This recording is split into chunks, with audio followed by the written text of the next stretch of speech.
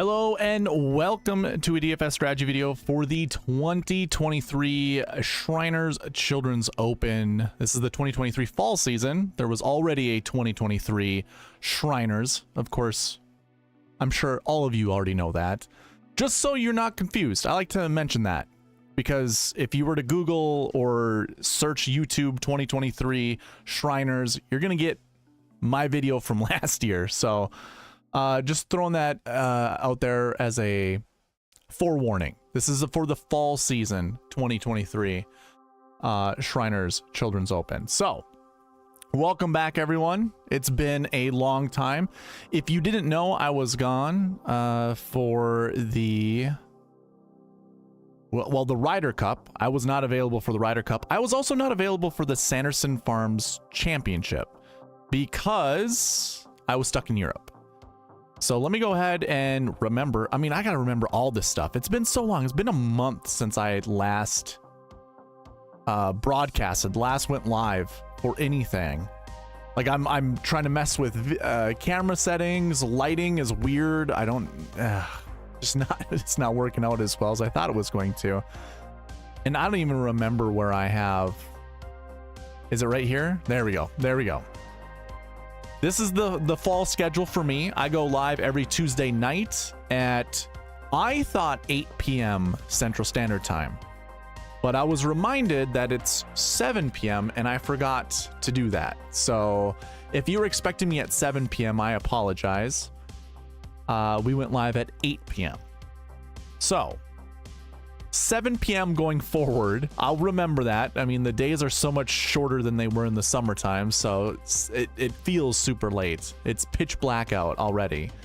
So anyways, 7 p.m. That's what you can expect from me going forward. Tuesday live videos. It's the fall season. I wish I would want to put more energy into the fall season, but I think this is a good time to catch up on everything. Obviously, you know, I've been talking forever about building a database, about building a website. I made some good headway this last weekend.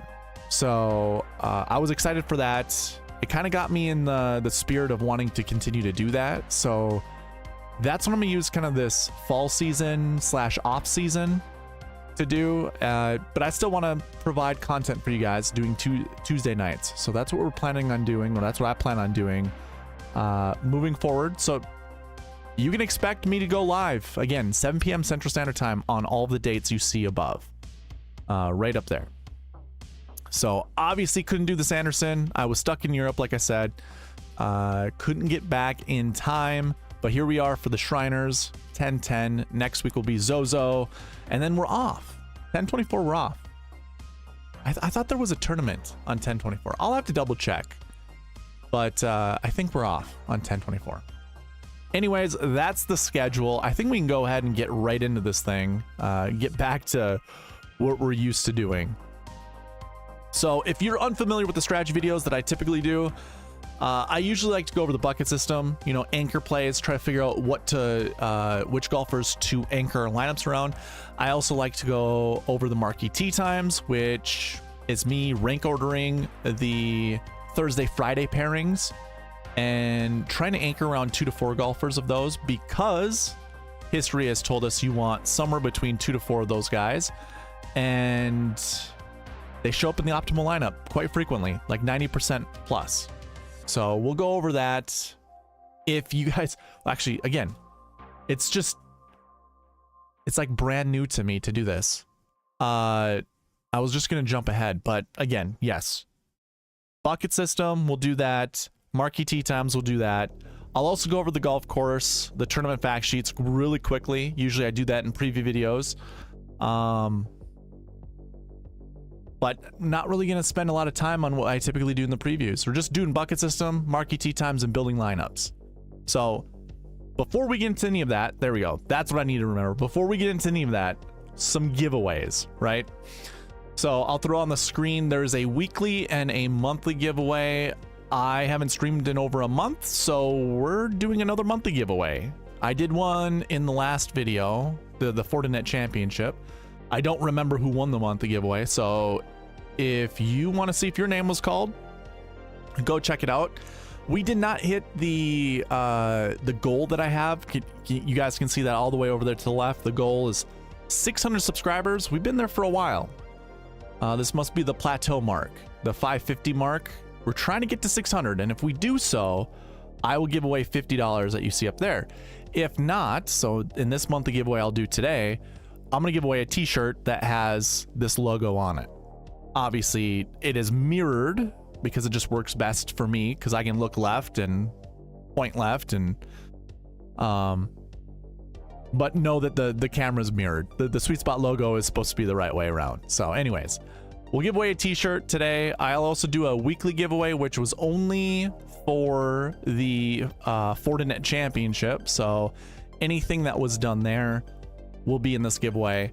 So I guess without further ado, why don't we go ahead and get into the giveaways? Let me throw that on the screen.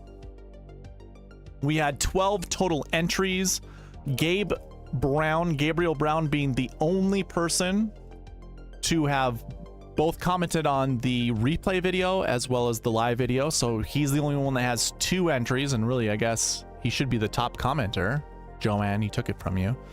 But yeah, 12 entries. So you guys all get a pretty good shot at winning $5. The winner of this weekly contest is Gabe Brown. 2 entries. Obviously, the more entries you have, the better chance you have at winning. Just to show you that this isn't rigged in any way. If I put yes again, we get new people. So Gabe, congratulations. I know how to reach out to you, so I will go ahead and give you that $5. These 12 entries go right into the monthly giveaway. So this is for a chance to win a t-shirt that has a SweetSpotDFS logo on it. Gabe Brown, of course. It's rigged. Of course it's not. But Gabe, looks like you're the big winner yet again. I know, Josh. I'm sorry, man. I'm sorry. Hey, if we want, we can try to pressure Gabe whenever he comes in here to rerun the giveaway. But yeah, Gabe's been a follower of this channel for a very, very long time, so it doesn't really disappoint me that, you know, longtime supporters of the channel win. So congratulations, Gabe. I don't know where this... Oh, I do know where this light's coming from. I'm like, where is this glow happening? It's the light up above. Anyways.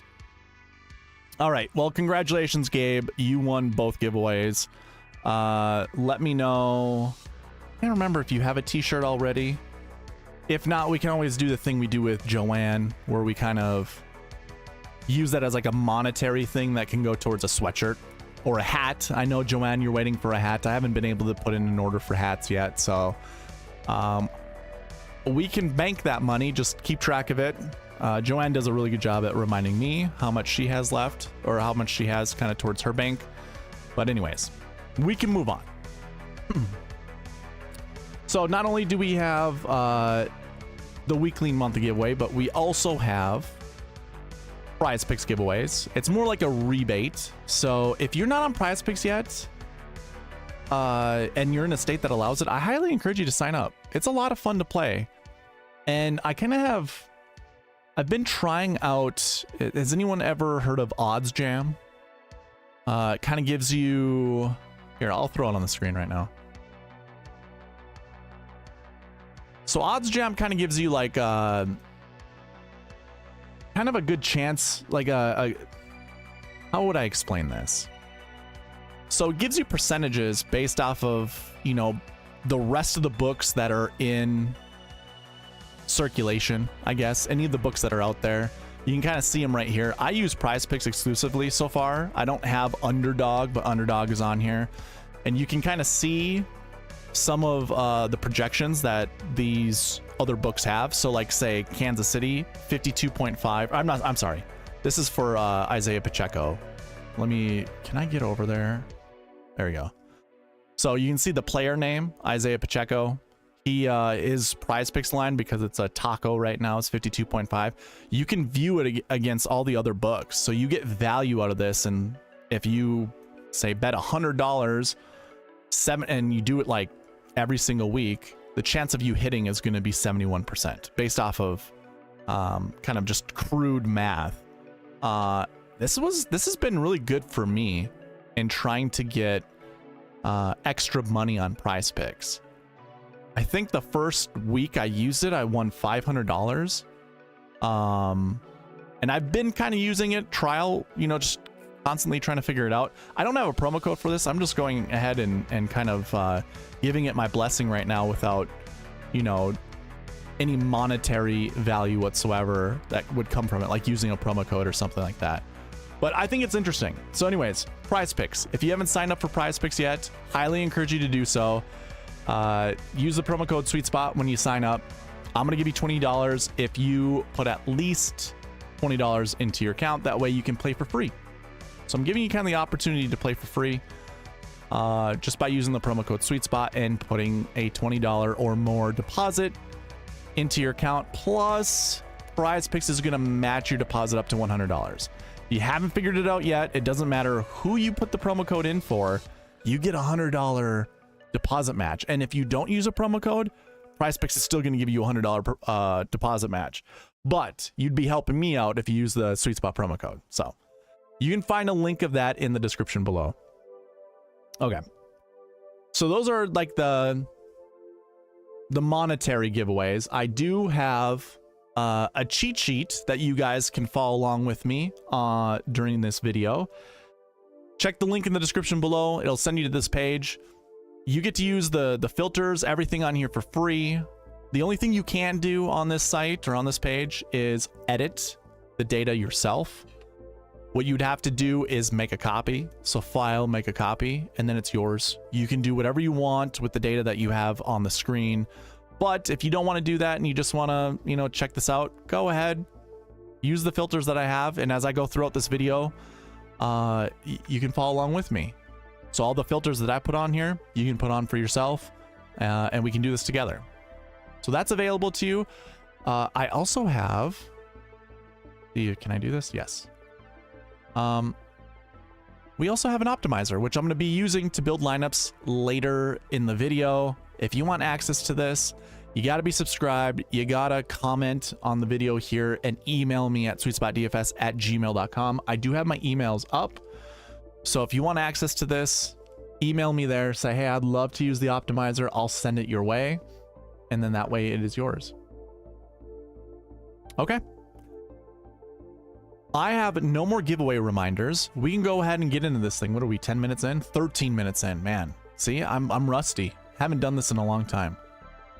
Let's go ahead and jump right into the tournament fact sheets. So if you want to get to the tournament fact sheets for the Shriners, all you got to do is go to the gcaa.org. So if I scroll down, or if I push this down, these letters right here, gcsaa.org, go to that website, scroll all the way down to the bottom. You'll find tournament fact sheets down underneath the newsroom. Click on that. It'll send you to this page that I have up already. It'll look more like this. Just drill down on the PGA Tour, go to 10-12 Shriners, and you will get to this page right here. Now, I like to use this for data points and researching. If you knew nothing about this tournament, you get a lot of information off the sheet. So obviously you get the tournament. We know which tournament we're at. You can see the golf course, TPC Summerlin, the dates that will be played, so you can't screw anything up. But then you get the par, the yardage for the golf course. Again, those are data points for research. If you want to see which golfers are better at 7,200 yard golf courses that are at par 71s, there you go. It's a perfect way to find this out. Some course statistics here, but I don't necessarily care too much about these course statistics. I really more so care about the turf grass. So you can see the greens, it's a unique grass compared to the rest of the golf course. You see bent grass for the greens, but Bermuda grass for everything else. If you use the cheat sheet to do your own research, you will see that I have it marked incorrectly. So we'll fix that right now. But you will see that I have Bermuda grass as well as bent grass stats. So you can see who's better on Bermuda grass. You can see who's better on bent grass. The only, you know, downfall of this is I don't have it by putting stats. You'd probably only want to use bent grass when it comes to putting stats, and then Bermuda for approach and around the green. Off the tee doesn't matter. You're teeing it up, so grass really isn't in the way when playing on these types of golf courses, or whatever grass you're using, I guess. But the rest of it, approach, around the green, you want Bermuda. Putting, you want bent. This all of my grass stats have everything to do with finishing positions, nothing to do with individual strokes gain stats. So keep that in mind. And these are averages. So this is since 2013. What is their average finish on Bermuda? On same thing goes with bent grass. I also have their top 10 percentage. So what is their frequency of finishing inside the top 10 on these grass stats? You have Bermuda bent grass, and then last year for both of these stats really just looks at the last 365 days, and this also is based off of average finishing position.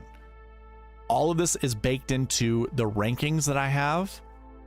You can kind of see the model that I have all the way over to the right. So if you are visiting the cheat sheet, you can see it there. I do have the grass stats kind of weighted in here. So it all, for me, it goes towards a golfer's ranking when it comes to the field that is playing at this event.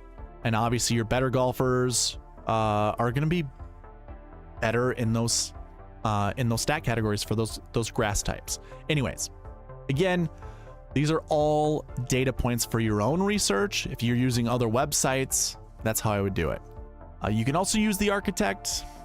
Don't really care. And if you want more additional notes, they're right here for you. So that's kind of the quick course information using the tournament fact sheets. Of course, we could go over the golf course on my spreadsheet. I do have shot shapes here that I think are beneficial, not required. Just throwing that out there. They're not required. If you're a right-handed golfer, there is only one additional hole where a draw matters more than a fade. Otherwise, it's pretty even. So I don't necessarily care one way or the other what shot shape a golfer is hitting on this golf course. I think everyone's in play. So just throwing that out there. Looking at the tournament information, like this field is actually a lot smaller than past fields, and I wonder if it's because of the fall season. Usually we have around 144 golfers. Like if I go back to the results page, or if I go to the results page and I scroll down here, you can see line 146 has our last golfers in most of these fields. Only in 2019, sometimes Google Sheets just sucks. Only in 2013 did we have 132 golfers or less. And that is exactly what we have this year. I know that was a bad representation, but if I scroll down on my page, you can see line 134. You can't really see it on the screen, I guess. But line 134, that means there's 132 golfers because two lines up here are used for my headers. So 132 golfers in the field. That is less than usual. That means making the cut, getting 6 of 6 through the cut, a little bit easier than usual. We also have a strength of field of 176, which is much better than last week. Last week was 116, I think, or 108, somewhere between 108 and 116.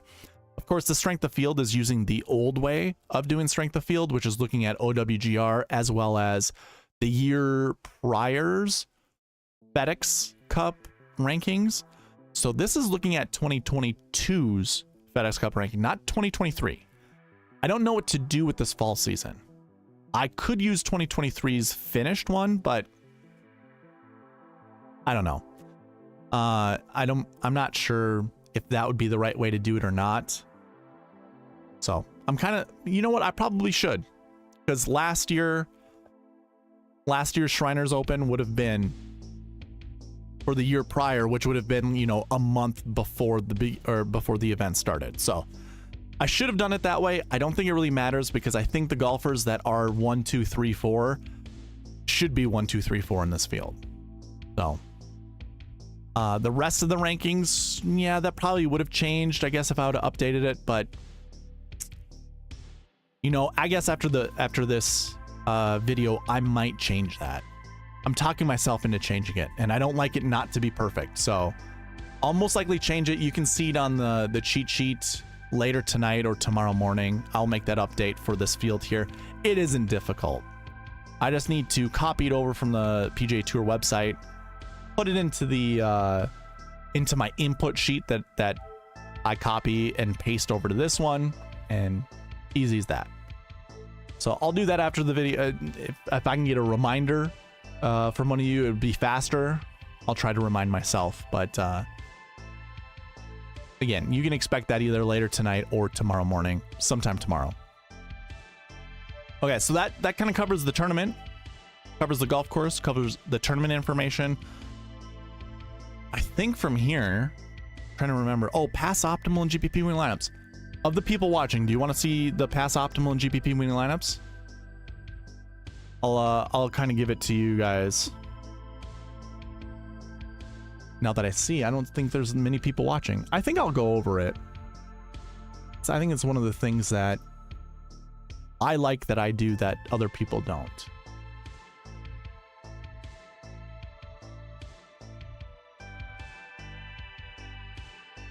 Yeah, I'll do it. So going to pass optimal in GPP lineups, we would go what to 20? Oh, I don't have one for 2018. 2019 is the first year where I have an optimal lineup. That year used $10,800 Bryson DeChambeau, $9,900 Patrick Cantlay, $7,600 Sam Ryder, $8,200 Abe Answer, $6,500 Robert Streb, and $6,500 Brendan Harkins. Now, if you followed me before, you know I like to follow the 10-9-8-7-7-6 approach, which just simply means putting a 10K golfer in your lineup, a 9K, an 8K, two 7Ks, and a 6K. The fast way to say that is 10-9-8-7-7-6. Here we have a 10-9-8-7-6-6. Now, I think that's you're gonna find that a lot with a lot of these optimal lineups or GPP winning lineups. If it's not a 10-9-8-7-7-6, the next most common optimal lineup and GPP winning lineup is 10-9-8-7-6-6, followed by 10-9-8-7-7-7. So this falls right in that camp. Is there a way that we could actually build a 10-9-8-7-7-6 and it be somewhat viable? I guess something. Nope, we don't have an 8.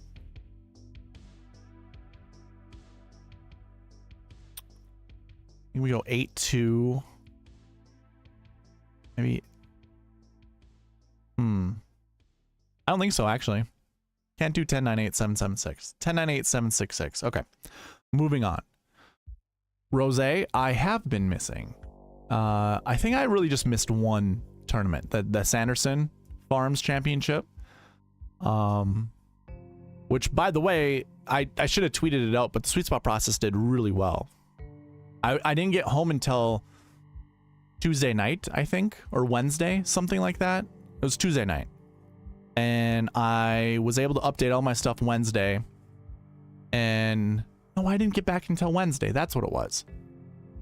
I did do some updating Tuesday when I was back in the States, but I didn't get back to my house until Wednesday night. So,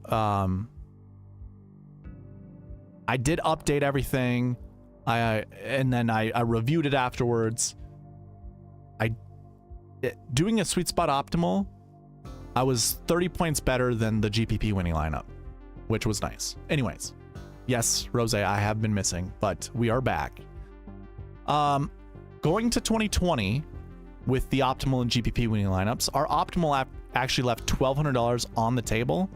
So 48,800 was the optimal lineup here. And that used an 11K golfer, believe it or not, a 10K golfer. So 2 10Ks and above this year. And then we had just weird salaries. 7, 6, 6, 6.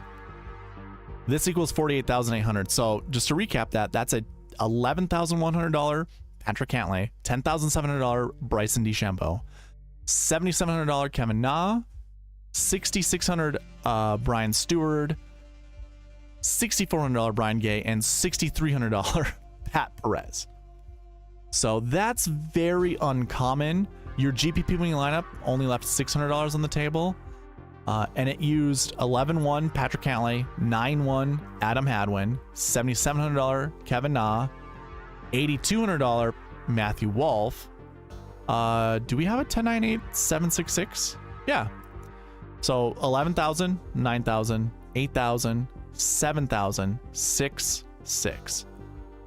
So that's 2 years in a row, 2019, 2020, where the lineup that's either the optimal or the one that's winning a lot of money went 10K, 9K, 8K, 7K, 6K, 6K. Let's see if we can follow that same thing in 2021. Could be.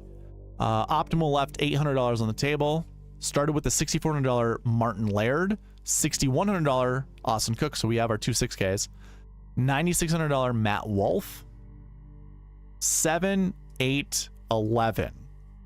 Am I seeing that right again? That's a 10-9-8-7-6-6 once again. Yeah. 11,000 Bryson DeChambeau, $9,600 Matthew Wolff, $8,300 Will Zalatoris, 7 flat James Hahn, 6-4 and 6-1. That's weird. 3 years in a row, 10-9-8-7-6-6.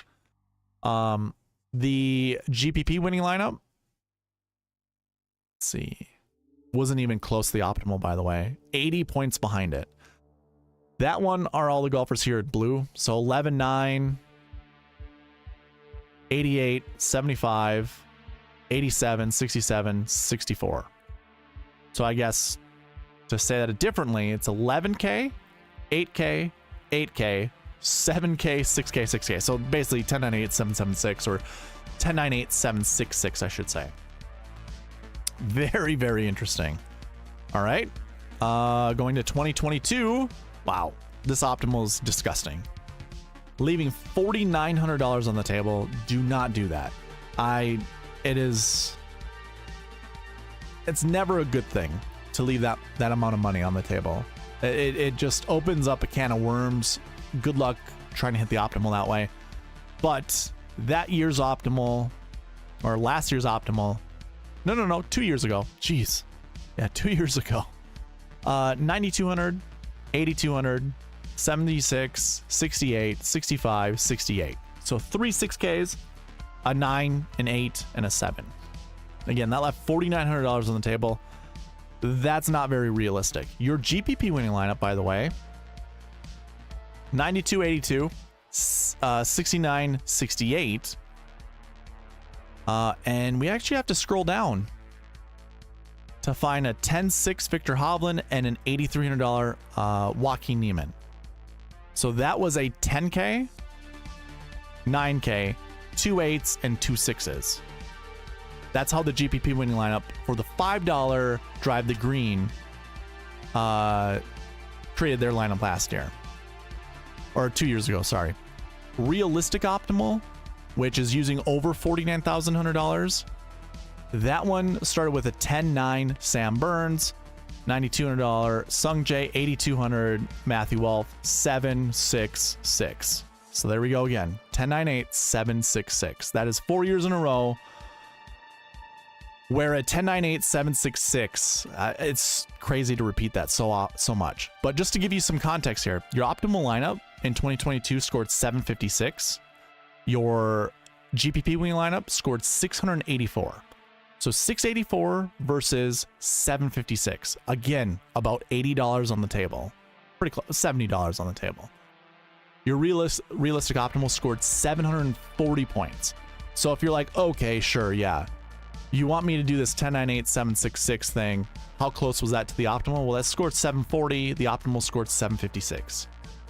740 versus 756. The GPP lineup scored 684.5. So the realistic optimal was 60 points better, pretty close to 60 points better than the GPP wing lineup. and that was a 10.98.766. And then last year, the optimal was a little closer to the $50,000 salary cap that DraftKings allows. That used 97, 75, 9K, 78, 72, 86. So very, very balanced. A lot of times we don't see an optimal like this. But again, just to repeat that in a different way, that was $9,700 Tom Kim, $9,000 Tom Hoagie, $8,600 Siwoo Kim, and then 3 7Ks, 78, 75, and 72. Your GPP winning lineup use 11,100, 9,700, 75, 72, 73, and I actually have to scroll down once again to get to another 7K golfer. That used up all $50,000 of the salary. Your optimal scored 772. Your GPP winning lineup scored 734. So we're getting closer. That's like a 40-point difference. Your realistic optimal scored 772, which is the exact weird. Oh, okay. The realistic optimal is the optimal. I did not color code it, but I can tell it's the same. And again, realistic is over 49,000, so I don't even know why I added this here. But let's see, can we construct a 10.98.766? That might have beat the GPP win lineup, just to say we could build a lineup like that.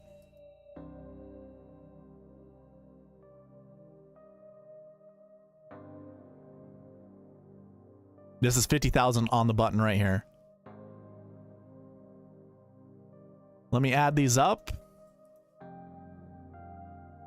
728. That did not beat the GPP win lineup. GPP win lineup scored 734. Yeah. Okay. So last year was the first year that it just, the 10.98.766 lineup just couldn't beat the GPP win lineup. So very interesting. Let's see here. I'm sure that's first round leader. What does it tell you when the GPP winner is so far behind the optimal? Do you know the average for how far GPP winners is behind the optimal? I could put that together. In the future, I will have that. But from just experience, and obviously, if you've followed this channel long enough, you know I do this in every single video, is going over the pass optimal and GPP winning lineups. I think on average, we see somewhere between 40 to 60 point difference between the optimal and the GPP winning lineup. And when I see a big difference, like a 100-point gap between the GPP and the optimal, it would tell me that for that week, the best golfers in the field played really miserably. That's what that usually tells me, because you will always get, like when you build a lineup, I'll ask you this as I'll continue talking, but FR leader, when you build lineups, do you start with a 10K golfer, a 9K golfer? Are you trying to build balanced, or are you trying to build like stars and scrubs? You can answer that while I talk about this, but I think a lot of people, when they start their lineups, they look at the top of the salary leaderboard, like on DraftKings, and they're like, well, you know, I mean, for this week, what do we have? Ludwig, Tom Kim, Cam Davis, JT Poston. These are golfers that aren't normally inside the top, they aren't normally in a 10K range unless the field is really the strength of field is low. So like the value of this tournament isn't as high. Like we don't have, you know, what, last year we had Patrick Cantlay. Did he finish second? Yeah. So you had Patrick Cantlay at 11,100. He paid off his price tag. 10-4 Sung J M, he pretty much paid off his price tag. And then you also had 10-6 Max Homa down here. Those three 10K golfers, I guarantee you, if you're looking at DraftKings last year, you had to make a decision between these three golfers. And a lot of times in every single DraftKings event or DraftKings tournament, contest, whatever you want to call, you have to make that decision. And I know there's game theory and stuff like that where it comes to ownership, But I think we always gravitate to spending, you know, all $50,000 of the salary, which I would much rather advise that, because you're going to have better quality golfers in your lineup that way. But when the optimal is, so like, what was it, 2022 when we had 45,000? This optimal is unrealistic. You're not going to get there, but this scored the most points, so 756. Where the GPP scored 784. So like 70-point difference. That GPP winning lineup started with a 10K golfer. It was Victor Hovland. Started with 10-6 Victor Hovland. And then from there, he had to decide, or he or she had to decide, where do I go from there? Well, they played Sung JM. So they went from 10K to 9K. And then they also couldn't pass up on like Matthew Wolff. And they couldn't pass up on Joaquin Niemann at 83. So they went very, very top heavy. 10, 9, 8, 8. And then they obviously had to fit in two other golfers, $6,800 Adam Hadwin and a $6,900 Lonto Griffin. Those are pretty good plays, especially in the 6K range. So that only got, that was only so good because they, how are you going to see outside of the golfers they did choose inside the top 10 that you needed to find, 4 other golfers in the 6K range, or 2 guys in the 7K range, 2 guys in the 6K range. Like it's difficult when it gets like that, and especially if you had to leave a lot of money on the table. So I think when a leaderboard is like this, it's difficult to hit the optimal. That's why a lot of times I give you the realistic optimal or the sweet spot optimal, which is following the sweet spot rules, because I don't like to leave more than $1,000 on the table. I just think you're better off not doing that. Despite the optimal leaving more than $1,000 on the table, it's just easier when building lineups. You get to restrict yourself. You don't have the ultimate freedom in playing whoever you want, which is actually more freer than having all the freedom in the world. I know it sounds weird, but having too many options is not a good thing. But going back to your question, yeah, somewhere between 40 to 60 points is what I see on average being the difference between the optimal and the GPP winning lineup. That's why I always advocate, like, we want to try to hit the optimal without leaving too much money on the table. I hope that answers your question. I kind of ranted a little bit there, I guess. You say lineup building depends on the week, and I use an optimizer. Definitely spend time thinking about the top of the board every week. Yeah. And I think we all do. I think it's so much easier. I mean, first of all, when DraftKings loads, you see the top of the leaderboard. They don't just send you to the bottom of the salaries. They show you the top of the salaries, and you see the best golfers up there. So right away, your thought, I feel like most of us, our thought process is, I have to play this guy, or I have to play that guy, because if I don't want to miss out on those guys. Like this week, Ludwig, right?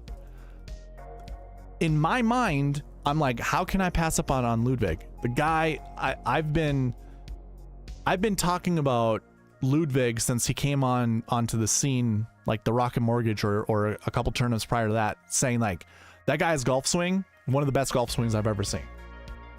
It's so fundamentally sound, and he doesn't rush it. He has natural power. The only thing that I'd worry about is short game, because I don't really know how a short game is, but the guy's basically fairways and greens, and if the putts are rolling in, like, that's all he needs is the putts to roll in. And if that's the case, the guy's he's gonna be nuclear. Like, he's gonna wax fields. This week, there is a little emphasis on short game, and I can't tell you really off the top of my head how good his short game is. I know people like to use stats, but I'm not really gonna... I don't really want to use stats to try to figure out someone's around the green. Around the green is so subjective, in my opinion. Yeah, the stats are going to tell you how good someone is from a baseline perspective, but I would much rather see it with my eyeballs to see how good someone's short game is. Like John Rahm for a long time didn't really have very good short game stats, but he's one of the best short game players in the world. And if you just went by stats, in your mind, you're going to be like, Jon Rahm isn't that good with short game. But he has one of the best creativities. He has his fundamentals are really good with short game, but his stats don't bear it out. This gives me some hope. I mean, he's nearly what, a 0 around the green golfer, which is fine. I'm cool with that. As long as he's not, you know, losing strokes, that's totally fine. And his approach, by the way, could use a little bit of turning around. So yeah, 100% Ludwig. I don't know, man. It's hard to not want to play him. Like I'm going to, let's put it that way. And I'll probably play somewhere between 30 to 50% of him, but I don't know if I want to go that overweight. You know, 100%. If you're creating 10 lineups, I'd go 100% on Ludwig. Why not? By the way, I'm also kind of considering Ludwig and Tom Kim lineups together. It doesn't give you a lot of salary flexibility, but there are a lot of good 7K golfers that I could pair 4 of those guys up with these two, if it allows it. But those are my thoughts on, well, one, the disparity between the optimal lineup and the GPP wing lineup, and then also looking at the top of the salary leaderboard. So let's go ahead and get into the bucket system, which is really the remaining thing. And we'll just go over the anchor buckets before going to lineup building. And for everyone in the chat, which I think we have 4 viewers right now, if you want to leave 2 to 4 golfers, we'll get into marquee tee times as well. So maybe you want to watch that first. Leave 2 to 4 golfers that you want me to build lineups around, and I'll get to that at the end of the video. But going into the anchor, let's just talk about buckets really quickly. You can go ahead and follow, you can follow me on the cheat sheet. Go to the bucket system, and I'm going to teach you how to read the bucket system. Go ahead and put a filter on that. So how I look at this is I'll go stat by stat, which you can obviously use the filters, clear everything out. And if you just want to look at one of the buckets, easy as that. Easy as just selecting that one bucket, the one stat bucket, I should say, and we can look at all 6 of the buckets in here. So to read this, again, go to the cheat sheet, check it out. I like to look at every single bucket and what the projections that I have for the top 10 finishers to come out of each of those buckets. Not the exact top 10, but what I project to finish inside the top 10. And the projections use formulas that are based off of the success rate of that bucket, which means every single golfer that's ever been in this bucket, every single golfer that's ever been in this bucket, what is their success rate of finishing inside the top 10? So I have 24 total top 10 finishers from this bucket. I'm not showing you the total of it, but just know that's 14%. So I'm guessing that number is 150, 140, 130, whatever it is. You can see the minimum and maximum, the frequency rate, which is of all the years dating back to 2014. How many times did we have at least one golfer in the top 10 from this bucket? And it's nearly 80%. So that's pretty darn good. By the way, looking at just the optimal lineups, 100% frequency, by the way, 100% frequency of being in the optimal lineup. Now, salaries only go back to 2019. So that's where we pick up on the optimals. So from 2019 moving forward, we've seen no less than 2 golfers from this bucket in the optimal lineup. It's 100% frequency rate. We've seen up to 3. So we're using all these data points: success rate, how many golfers are in that bucket this year, the strength of field points. I am not including the optimal lineups. That all goes in to the projections, and I'm projecting somewhere between 2 to 4 golfers from this bucket to be inside the top 10. Now, I have something that you guys don't on the cheat sheet. I have this little section over here. This is including the SweetSpot scores. And it's been over a year. I should probably add it to the cheat sheet. I call this in beta, which is kind of funny. Like a lot of my gaming friends, they play games that are in beta, and they've been in beta for over like 7 years. So it's funny to say in beta, because this could be in beta forever. 2.95. This is my new like maximum that I base my minimum off of. And if you didn't already know, I always want there to be a 2-point gap. I call it 2-point buffer, a 2-point buffer between the minimum and the maximum. But of course, I use this conservative projection over here at 2.95. That rounds up to 3. And I forgot to mention that piece of it. I'm sure I'm losing a lot of you right now, but always round up with the max projection, always round down with the min projection. So again, that's why it's 2 to 4. That's why I said 2 to 4. But this rounds up to 3, which drops the minimum down to 1. This now becomes 1 to 4. I know, it's very confusing, but I have this built into the optimizer, which I actually just remembered I don't have updated. That's the one piece I forgot. So I will be updating that before we build lineups. But you can just grab the optimizer if you want that. It's the easiest way to figure out what the projections will be. But if you're following along with me on the cheat sheet, the projections, how I just explained them, that's how it works. I was just gonna say that's self-explanatory, but it's really not. So anyways, that's how you read the bucket system. That's how you read the projections. Now, how I figure out what the anchor buckets are is I like to go into the max projections, filter by condition, and I want greater than or equal to 2. Because greater than or, well, I should just be greater than 2. Greater than 2. And why I put greater than 2 is that automatically rounds up to 3. And if that automatically rounds up to 3, that means this will always be a 1. Most of the time, it'll always be a 1. Now, there are things that I'm also looking at, like I just mentioned with the max the conservative max projection over here. Anything that's less than 2, I'm just gonna cut out. So really, it's just 2. Yeah, that's fine.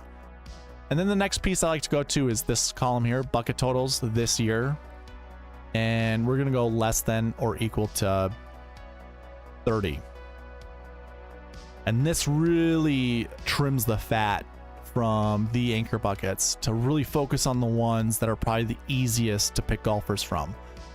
I think it's easier to find anchor plays around a smaller bucket total than trying to figure out, you know, of more than 30, so greater than 30, something that has like 42 golfers in it. Sometimes these buckets have 70 golfers in it, and I would much rather have less than 30. It just makes selecting golfers easier. So that one bucket we were talking about, last year ones. So I'm gonna hide this column here. We don't need to see that. And I'm gonna scroll over, and if you want to follow along with me on the cheat sheet, again, go to the dream sheet, go to the little filter button up here, pick DraftKings on there. That'll give you the same filters that I am using on my sheet. So I want to just look at last year ones. And as I go over this, how about this? Let's make this more interactive. What are 2 golfers from this bucket when I bring it back that you want to play? So last year ones, we're projecting 2 to 4, but of course I do have this conservative projection over here, bringing it down to 1 to 4. So of all the golfers listed right here, find me 1 to 4 golfers you want to play lineups around. Personally, Tom Kim is on my radar. I do not mind playing Tom Kim. We haven't seen him in a very, very long time. I think the Tour Championship was the last time we saw him. That's okay. For me, that's okay. 10,900 isn't a make or break salary. I wouldn't mind playing Tom Kim. JT Poston, I'm probably, I'm not going to play a lot of him. Probably 15 or less %. Not saying he can't do well here. He's just not on my radar of golfers I want to play. Siwoo Kim, on the other hand, you can sign me up. And then Adam Schenk. Adam Schenk is probably one of my favorite plays this week. I like seeing him here at $9,200. That, you obviously don't see Ludwig Aubert up here at the top of the, well, he's not in the last year one bucket. He didn't play here last year. So if you're looking to build lineups around Aubert, pairing him up with like an Adam Schenk, remember we only need one. If we truly wanted to grab one golfer from here, you only need one, but we can go 1 to 4. So if I wanted Aubert and we pair him up with Adam Schenk, that gives us, you know, a little bit of flexibility to grab anyone less than that. You know, like if we go to the 7K range, do we see anyone that we really like down here? I don't mind playing someone like Matthew Neesmith. I would say I wouldn't mind playing Kevin Streelman, but he's been struggling lately. SH Kim. I don't mind going back to SH Kim. So I've just selected 3 golfers: Schenk, SH Kim, and Neesmith. I wouldn't mind playing any of those guys together. And if I'm following that 10-9-8-7-7-6 model, I've got Schenk at 92, SH Kim at 76, and Neesmith at 71. That gives me so much flexibility to select other golfers if I wanted to. And if you're doing like a cascading approach, if you don't know what the cascading method, I can explain it to you. Let me know in the chat right now if you want me to. I'm pretty sure most of you probably know. But if we were to cascade and say we start with Aubert, well, guess what? You can pivot to Kim or Poston from Aubert, and that keeps you at that 4, that maximum of 4. Remember, we only want to select 1 to 4 golfers from this bucket. And if we already have Schenk, SH Kim, and Neesmith, and say we started our 10K golfer with Aubert, you can then pivot to Kim or Poston. That's what makes, I mean, if you're doing the cascading method, that's a wonderful thing to do, but you can also combine that with the bucket system. So that's all available to you. Again, I like Schenk a lot. I also like Siwoo Kim, and I could start lineups with Siwoo Kim and Schenk, and maybe add in SH Kim or Neesmith, or maybe you like someone like Andrew Putnam. If you want to do a balanced lineup, you've got the golfers here to do it. So, world's your oyster. You can do whatever you want. Building lineups, that is. So that was the last year 1 bucket. You know, again, find somewhere between 1 to 4 golfers from that bucket. I'm going to make sure I select everyone else before we talk about the next one. So the next one is the last week 1s. So what this bucket means, golfers who finished inside the top 20 last week fit inside this bucket. And the projection that I have is 1 to 3. And that stays the same with the conservative max projection over here. We've seen at least one every single year finish inside the top 10. This goes all the way back to 2013, by the way. 100% frequency rate. We have 23 golfers in that bucket this week. Where normally we see 19, so we have 4 more. So I would say, without a shadow of a doubt, we're going to find a golfer from this bucket inside the top 10. I mean, we have more than we typically do. Strength of field isn't that great. But because it's higher volume, I have pretty good confidence that's going to be it. And one of them is a golfer that I just want to play anyways. And that's Aubert. So Ludwig is going to be the top guy.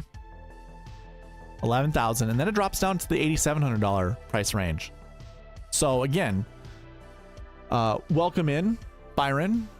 Yes, we were just saying something about Schenk. I tried my best to distract you during your podcast, but you stayed on the ball pretty well. Anyways, if we're gonna start with Schenk and the other golfers that I had, we want somewhere between 1 to 3. Again, going back to this bucket, 1 to 3 golfers from this bucket to build lineups around, or at least we're projecting 1 to 3 to be inside the top 10. Maybe you don't want to build lineups around them, but like, I like a lot of names here. I like Aubert. I really like Hoagie this week. I think this is a great, I mean, he's a little rusty last week. He made the cut. He scratched back, made the cut. The guy can make birdies in bunches. He's very good with approach. So I don't mind someone like Tom Hoagie. Probably not that high on Alex Smalley, although I do think he was, or I do think he's very skilled. He has a lot of talent. So I don't mind him. Despite Luke Litz winning last week, I'm probably not going to go back to him. I do like Svensson. I like Hubbard quite a bit. Byron, since I want your South African radar on Bezuidenhout, do we think he's going to be any good this week? I don't think of him as a birdie in bunches type of guy. I think of him as a grinded out par type of golfer. So I'm probably going to stay away from Bez. Garrett Kigo I liked last week a lot. He's a guy that I think can go nuclear. I don't really like his ranking compared to my salaries, but man, I like his potential. Ben Griffin. I don't know how I feel about Ben Griffin this week. He kind of gives me the impression, because he's so soft-spoken and such a sweetheart. Do I think him bogeying the last hole to put 5 golfers into a playoff and then losing in the playoff, do you think that that's going to get to him? Everything inside of me as a competitor feasts over that. Like, if I were to see Ben Griffin in the next tournament and it was me against him down the stretch, and obviously if he gets to that point, he's paying back his price tag at $7,500 in the tournament, and then bogeyed, and then just he didn't play terrible in the playoff, but obviously lost to Luke List. So anyways, I don't think I get back to Ben Griffin. That's my whole thought process. Stallings, I don't mind getting back to. I really like CT Pan. I liked CT Pan since the Wells Fargo Championship last year. He played really well last week. And then I really don't necessarily care too much for these guys down here. I do like Ben Martin this week. Anytime he's on Bermuda, I know we have bent grass greens, but I don't mind playing Ben Martin. Marty Doe, I'll always... in the 6K range, Marty Doe in the 6K range, I'll always play him. An EVR in the 6K range, I could go back to him. But anyways, I really like Aubert. Hoagie's great. Skipping those two, I like Svensson this week. I like Hubbard, Higo, CT Pan, and then some of these 6K golfers I like quite a bit. So 1 to 3 is the projection, and I think it's overwhelmingly in Aubert's possibilities. Or I don't even know what I'm going to say. I think his chances of being the one golfer inside the top 10, I dare to say better than all of these golfers combined. Like that's pretty bold, but I would, if it's Aubert versus the field, or versus the bucket, I should say, I'd pick Aubert. Darbo, do optimal builds vary from event to event because of strength of field / volatility?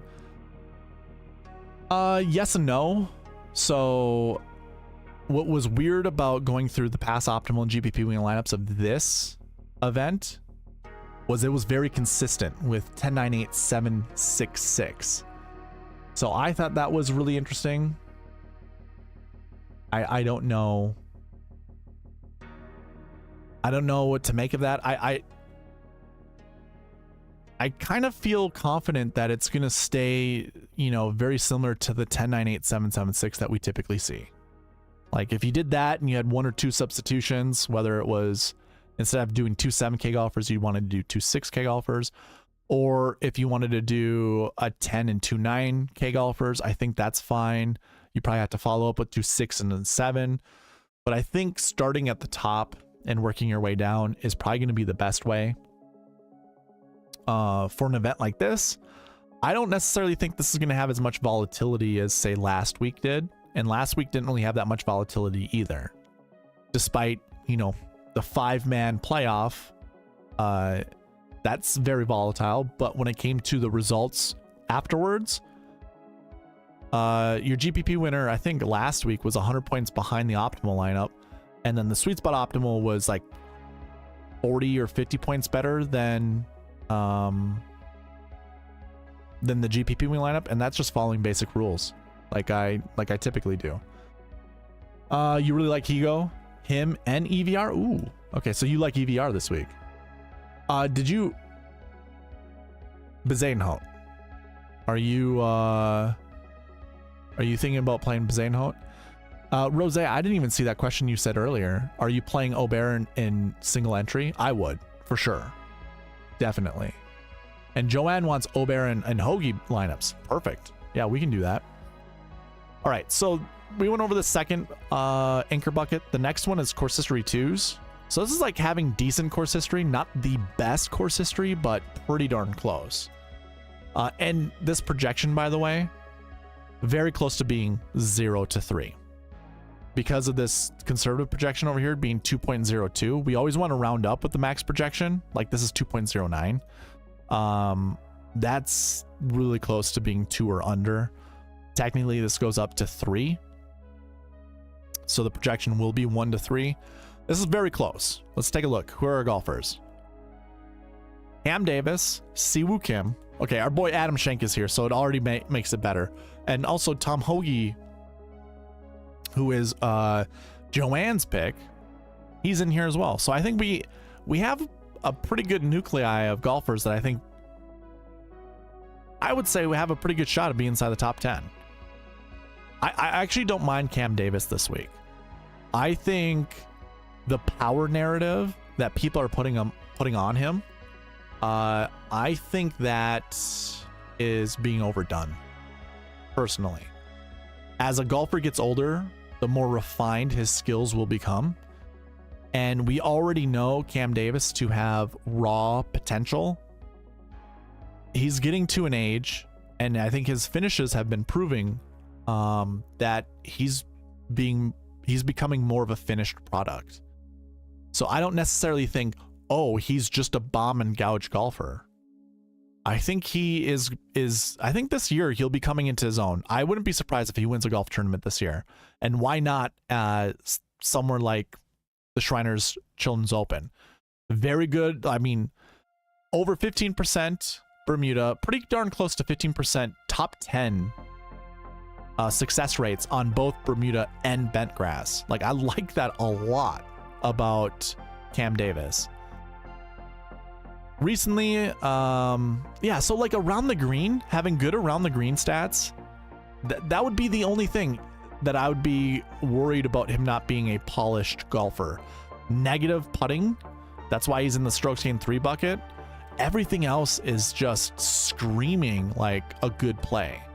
So I don't mind Cam Davis. And if this is one of those moments where like the game theory boys and myself will agree that Cam Davis is a good play, just because, well, first of all, I just think he's a good golfer. I don't really care about ownership. So if people are like, well, I don't want to play Cam Davis because he's a bomb and gouge golfer, I think that's stupid. I think he's more than a bomb and gouge golfer. But if the narrative is that, and that's why people don't want to play him, then so be it. I don't care about ownership. I think he's a good play. Back nine bet, or Barry goes, we have 2 Barrys now. We have Barry R. What's going on, man? Haven't seen you in a long time. But Bazaden out says back 9 bets. Oh, Barry, God, good God. I'm so sorry, Byron. It's been a long, hey man, it's been a month. I've been off a month. Byron, you're not Barry. There's not 2 Barrys. There's 1 Barry. Sorry, Byron. I just saw back 9 bets and was like, that's Barry. Nope, that's Byron. Barry goes, hey, let's go, Tom Kim, back to back. Cheers to another DFS golf season. Good luck, everyone. Good luck to you, man. And I don't mind if Tom Kim goes back to back.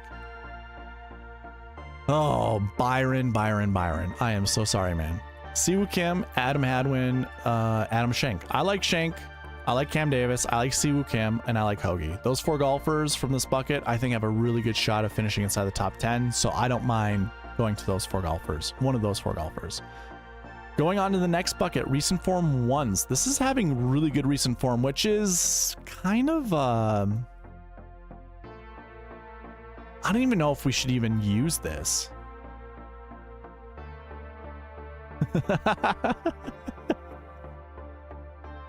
Josh says, how are we feeling on Quest? That's not why I'm laughing. I'm laughing at back 9 Barry. Oh, my bad. My bad, Byron. My bad. Let's see here. All right, so what I was getting at with the recent form So if I were to go to my recent form page, Ryder Cup isn't included in recent form. They had a week off prior to that.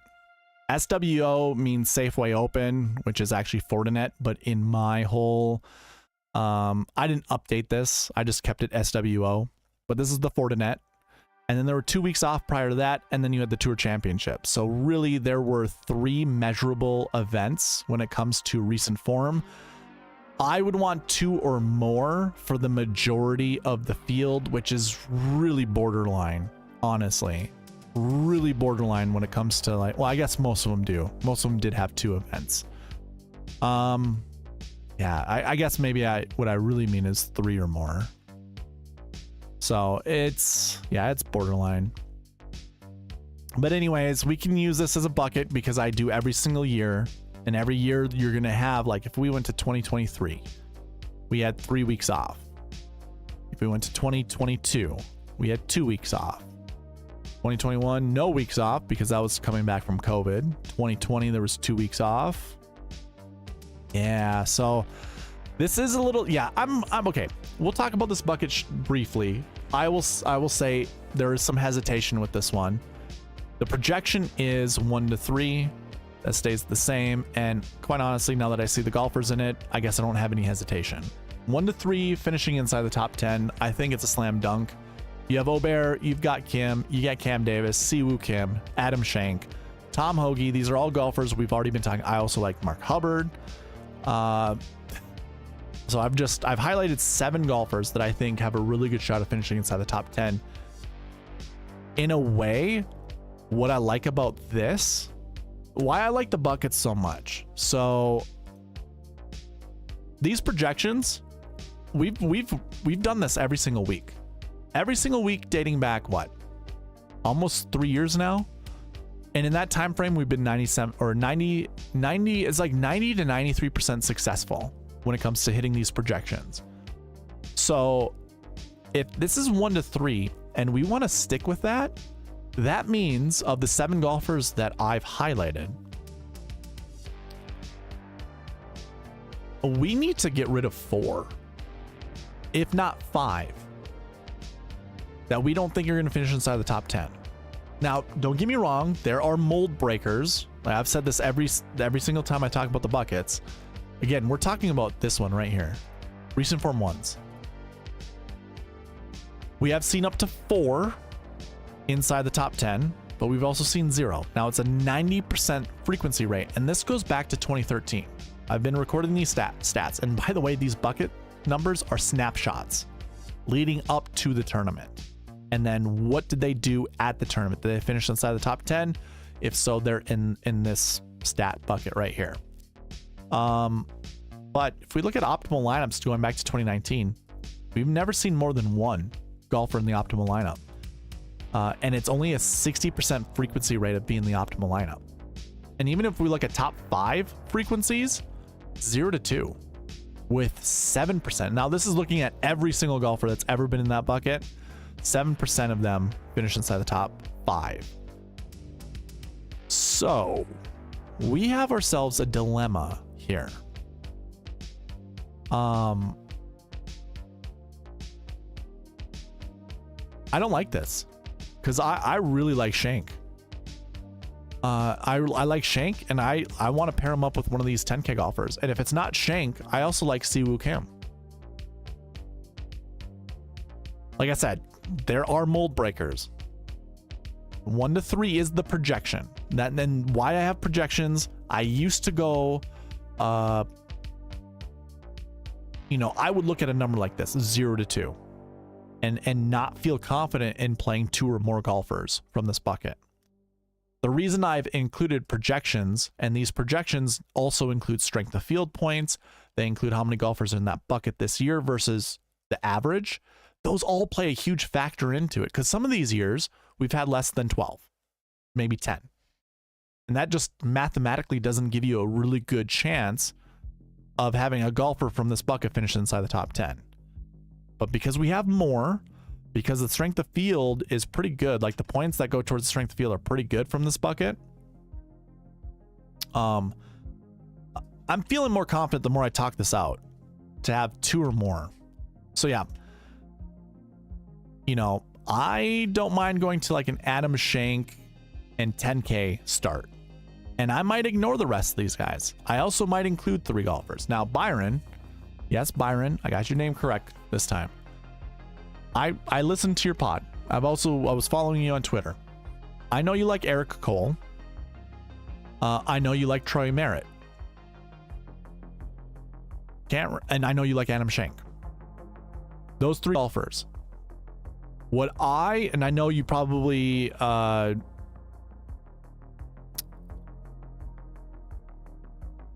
I agree with what I'm about to say, but I also disagree with what I'm about to say. I wouldn't play those 3 golfers together in a lineup. Now, if you're creating like 10 lineups, 1 of them at most. But I would not put all 3 of those golfers in a lineup together. The snapshots that I take every single year and analyzing them year to year, that's what the bucket system is doing, tell us that you're not going to find 3 golfers. It's very unlikely you're going to find 3 golfers from this bucket inside the top 10. If that's the case, what's the likely, like, I mean, if that's the case, you don't want to play them, but also what's the likelihood these 3 golfers are going to be the golfers that you want or that are going to win you a GPP? Probably not, especially when you've got like these 4 golfers above. Now, I disagree with that also because the projection is up to 3. So I highlighted 3 golfers. It could be these 3 golfers. So that's my agreeing with my take and disagreeing with my take at the same time. But I mean, you got a lot of competition with all the other golfers that you wouldn't be selecting if those were your 3. All I'm saying. I kind of live and die by the buckets, so I'm gonna stay on brand and say you want to avoid that. The next bucket to talk about is stroke chain 2. This is not every stat, but this is positive off the tee, positive putting, and really doesn't matter what the stats are in between. Could be negative approach, could be negative around the green. Both could be negative, but one of them has to be negative in order to be in this bucket. So stroke chain 2, we've got Ludwig, we've got Nikolai, we've got Emiliano Grillo, Lucas, Herbert. I'm not going to name all the guys, but here's that Peter Quest that was brought up in the chat by Mr. Joshua Maz. So if this bucket is projected 1 to 3, we got to make some decisions. So I like Ludwig. If you didn't want to go Ludwig and you wanted to go like Tom Kim or anyone else, yeah, I guess Peter Quest, I don't mind. But again, we can play up to 3 golfers here. I think I'm automatically just ignoring Kevin Tway, Matty Schmid, Vince Whaley, Ben Martin. Not Ben Martin. I like Ben Martin. I'll probably ignore Carson Young. Don't mind for Carl Yuan. Hayden Buckley, yeah, that's fine. Probably ignoring Nick Hardy. And the rest of the guys, I would suggest, I would consider playing. So, yeah, Peter Quest falls in there. I don't know how I truly feel about playing Peter Quest this week. $7,200 isn't terrible though. So, again, 1 to 3. Select 1 to 3 golfers here. All right. So those were all the anchor buckets. Let's talk about the marquee tee times. Let's see here. Troy should be bucket list right now. His game is brand new now that it seems to have found his putter since the yips. No one can escape the buckets, Byron. Everyone gets bucketed. But I agree, like there's a newfound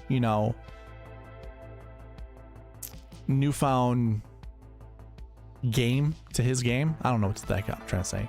Something's new in his game, and it's nice and it's great, but he's bucketed. Yes, Anna, it is nice to want things. A wise person once said that to me several times. It's nice to want things. Okay. If you're following along with me on the cheat sheet, if you want to follow, if you want to figure out the marquee tee times, all you got to do is sort A to Z on the group rank column. So that would be column O. Just go ahead, group rank there. And we're really just looking at the top 9 groups. They're all color coded. You can see the color coding over here. And basically what the marquee tee times are for me are a rank order for the Thursday, Friday tee times as to which groups are the best groups in the field. Like which golfers paired up together represent the best groups in the field. So I will highlight these every 3 golfers because 3 golfers are paired up together like they are every single week. And the reason that I look at this, well, one, it started out as a competitive golfer, I know we draft off of each other. So if a golfer plays really well, I'm more likely to play really well. And the inverse of that also can occur. If someone's playing really poorly, that rubs off. It's contagious. Good play is contagious. Bad play is contagious. The reason you don't say the dreaded word shank on the golf course, it's all mental, of course, but that psychological thing now makes you think about shanks. Well, if you're golfing with someone who shanks the ball, you're going to think about that during your round of golf. Like, you don't want to shank the ball, and guess what you end up doing? You shank the ball. It's a weird game. And again, when someone's playing well, you tend to play well.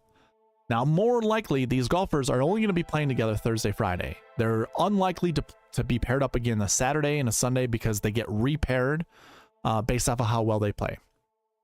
However, starting out the gates with a golfer that's playing well, or just, golfing with a friend, that can actually provide, or even an enemy, by the way, that can provide enough of a spark to get you going Thursday, Friday. Now, you can't win a golf tournament Thursday, Friday, but if you start out 10 under, the first 2 rounds, the likelihood, like, let's just say you finish, 2 under the day after and 2 under the day after that, and you're at 14 under. What does that get you on most leaderboards at the Shriners Open? Not super high, but high enough. 14 under would have got you 20th place in 2023. Same thing kind of in 2022. A little worse, 27th place. 29th place. Here we go. Top 10, and you would have won in 2018 if you would have shot that. So it just provides you a good starting point. And I'm not saying that that's what's going to happen with these golfers, with all these golfers, but again, being paired up with good golfers will make you golf better, or at least it gives you enough motivation to golf better. Whereas if you're golfing with 2 terrible golfers, it doesn't really help you out. Like, here, let me scroll down a little bit. I think there was a good golfer down here. Like Alex Smalley, for instance. This is the first golfer that I see that's top 10 in my rankings that's golfing with someone who isn't, like, 2 other golfers not inside the top 50. Charlie Hoffman and Zach Blair. They could be, like, golfing their worst.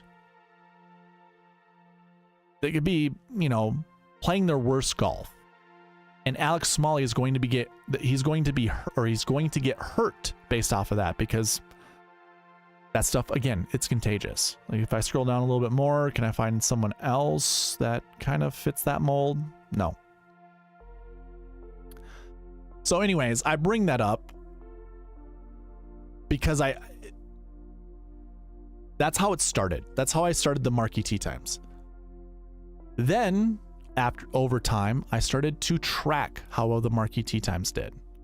And funny enough, 90% of the time, finding 2 to 4 golfers in the marquee tee times was the best way to start building your lineups, because 2 to 4 golfers every single week from the marquee tee times were in the optimal lineup.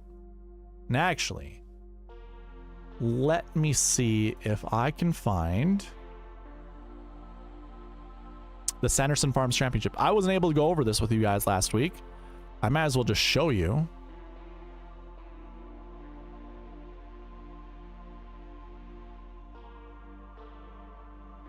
So here are the marquee tee times. You had 2 golfers in the GPP winning lineup. Now, only 1 golfer, Ludwig, was in the optimal lineup, but not too far below that was the next one, Scott Stallings. But either way, you had 2 golfers in the GPP winning lineup. You also had 2 golfers in the SweetSpot optimal. And if I were to show you the SweetSpot Optimal, it scored 689.5 points. Your GPP win lineup scored 655. So it beat it by 30 points, the SweetSpot Optimal. And that was finding 2 golfers in the marquee tee times. That was Tom Hoge and Ludwig Aubert. So it worked out last week. It's worked out in 90% of the weeks prior to this, going all the way back to the 2019 PGA Championship. I don't think... put it this way. I think it's worthwhile to find at least two golfers from the marquee tee times, and it's pretty easy. Adam Schenk, we've already been talking about him, $9,200. I actually don't mind Norman Vincent either. And you have Tom Hoge, which is obviously one of the golfers that Joanne wants me to build lineups around, which for good reason. Tom Hoge's a good golfer. This group here, I almost want to put money on we'll have one golfer in the optimal lineup. I'd give it like a 30% chance. It's still a good chance of doing so. Good odds, I should say. Next group, JT Poston, Eric Cole, Akshay Bhatia. I don't really care for any of those. The other rule with all this too, by the way, is you want to find 2 to 4 golfers, but you don't want to pair them up together that are in the same group. Meaning, like, if you did like Adam Schenk, don't pair him up with Tom Hoge. That's kind of how it goes. Tom Kim lists Luke, Nick Taylor. I know Byron likes Nick Taylor. I'm probably not there on him. Cam Davis, Siwoo Kim, Scott Stallings. Well, I do like Siwoo Kim. I do like Cam Davis. I'm not going to pair them up together. Like, I will either do Cam Davis without Siwoo Kim, or I'll do Siwoo Kim without Cam Davis. Justin Suh, Taylor Montgomery, Harry Hall. There is no way that I'll be playing Taylor Montgomery. I can't stand playing Taylor Montgomery. But I believe Justin Suh and Harry Hall are 2 golfers who call Vegas home at the current time. I know they both play out of Vegas. I think they call Vegas home now. So this is a home game event for both Justin Suh and Harry Hall. Maybe this is a time to play one of those golfers. Andrew Putnam, Svensson, Hardy. I like Svensson. I like Putnam. I don't care for Hardy. Spawn, KH Lee, Wallace. This is probably a group I'll just stay away from. But I kind of like JJ Spawn this week for no real particular reason. Just feels like the right play. Davis Thompson, Sam Ryder, David Lipsky. I actually don't mind either of these golfers. I could play Davis. I don't mind playing Ryder and Lipsky. I have no issue there. The next group is really interesting. They almost didn't make the marquee tee times, but that's more or less because of Carl Yuans or Yuans. I wouldn't say terrible play as of late because he played really well last week. Did he finish 2nd last week? I can't remember. He was up there. He finished 6th. So I don't mind playing someone like Carl Yuan. Nikolai Højgaard is kind of getting hurt in my rankings because he just hasn't had that many PGA Tour events under his belt. So I don't mind that, but I'm not going to get there. At $9,600, I'd much rather play Aubert at 11,000. If I'm being honest. And Carl Yuan, I'll just stick to Rainmakers with him since I have a few of his cards. I don't see myself getting there when building lineups. So now we've been through the marquee tee times. We've been through the anchor buckets. This is where you find 2 to 4 golfers to build lineups around. The first one that I have, it was Joanne's, wanted me to play Aubert and Hoge, so I'll pin that to the top of the chat. And we'll use the optimizer, which I just remembered I need to update the buckets in the optimizer. Let me remove all of the current filters on there so I can see everything. And again, if you want this optimizer that I'm going to be showing on the screen here shortly, email me at SweetSpotDFS@gmail.com. Provide a message in the chat here. And of course, you've got to be subscribed to the channel. But yeah, this is a perfect time for you to put in the golfers you want me to build lineups around. and I will do just that.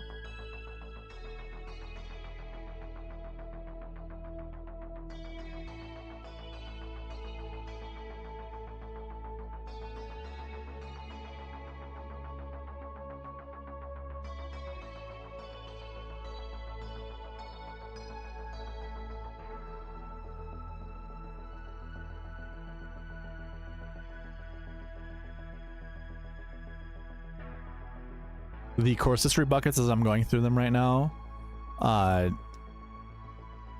like, if I'm being honest with you guys and girls, I don't like that this is just barely over 2, and the fact that my conservative projections over here are just barely over 2. So what I'm doing in my optimizer is I'm making them 0 to 3. So obviously we round up with this number here, but I'm not going to make these ones. I don't want the optimizer to make sure it selects one of them.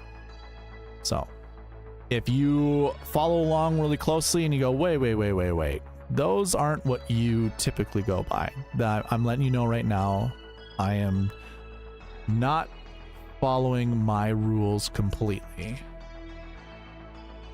I've seen it enough times, it's too close for comfort. Byron, are you still in the chat, by the way?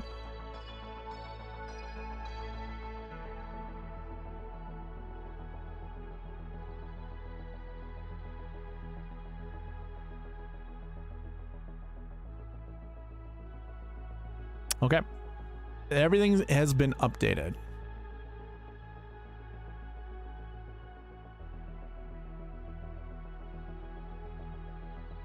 Jeez. Sorry if I just gave you epilepsy there. All right. So we'll do some Tom Hoagie and Ludwig Aubert lineups. I like those, by the way, Joanne. Good choice.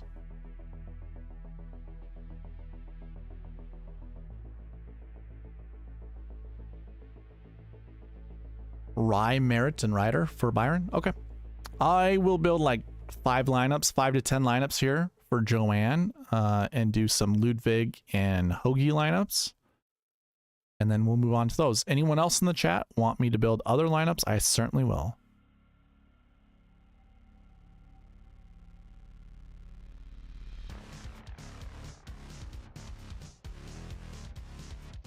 Oh, the music just intensified. The title of this music is Cyberpunk Fight Music. Okay, I guess we're fighting right now. Aubert, Hoagie, Smalley, Montgomery, Ew, Neesmith, and Nick Taylor. Look at that, Nick Taylor showing up for Byron, although this isn't Byron's lineups. Joanne, are you still in the chat, by the way? I am going to remove Montgomery, but you can override that. You can overrule that. I just don't want to see Montgomery, and I would rather see another Neesmith lineup. But if you want Montgomery back, you let me know. Aubert, Hoagie, Putnam, Justin Suh, Matthew Neesmith, and Kevin Yu. Kevin Yu burned a bunch of people last week. Maybe this is a good week to get back playing Kevin Yu. I like it. We're going to save it. How about this? I'm going to copy my exposures over to a different column.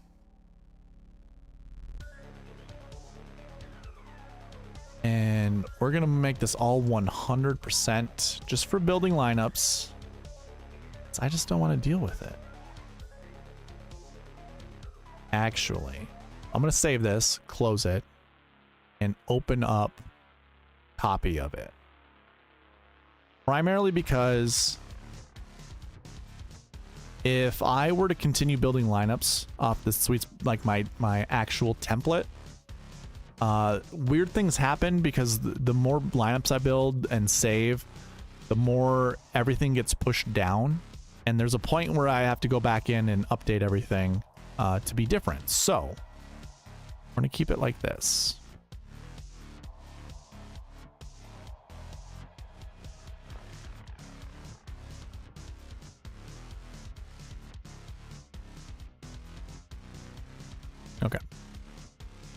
Oh, that's too big.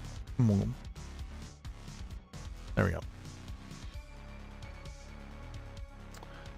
No Montgomery. Perfect. Love it. Byron goes, I'm also intrigued by Joannis heavy death metal Obear Hoagie lineups. What? Joanne's. I see. Joanne's heavy death metal. Oh, I got you. I like it. Okay. I understand now. It took a little while. Streaming's hard, you know? I know you know this. All right.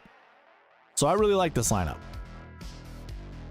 If this was a rock, I think this would be a really good rock band. Those 5 members.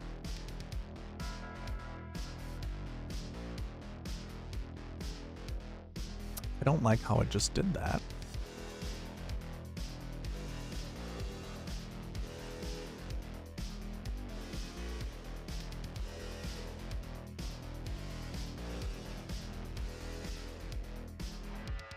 Okay. Obear, Hoagie, Putnam, S.H. Kim, Nick Taylor, and Kevin Yu. Yes. Sign me up, man. That's a great lineup.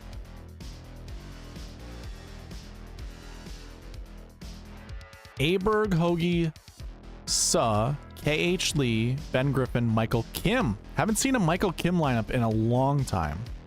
Interesting.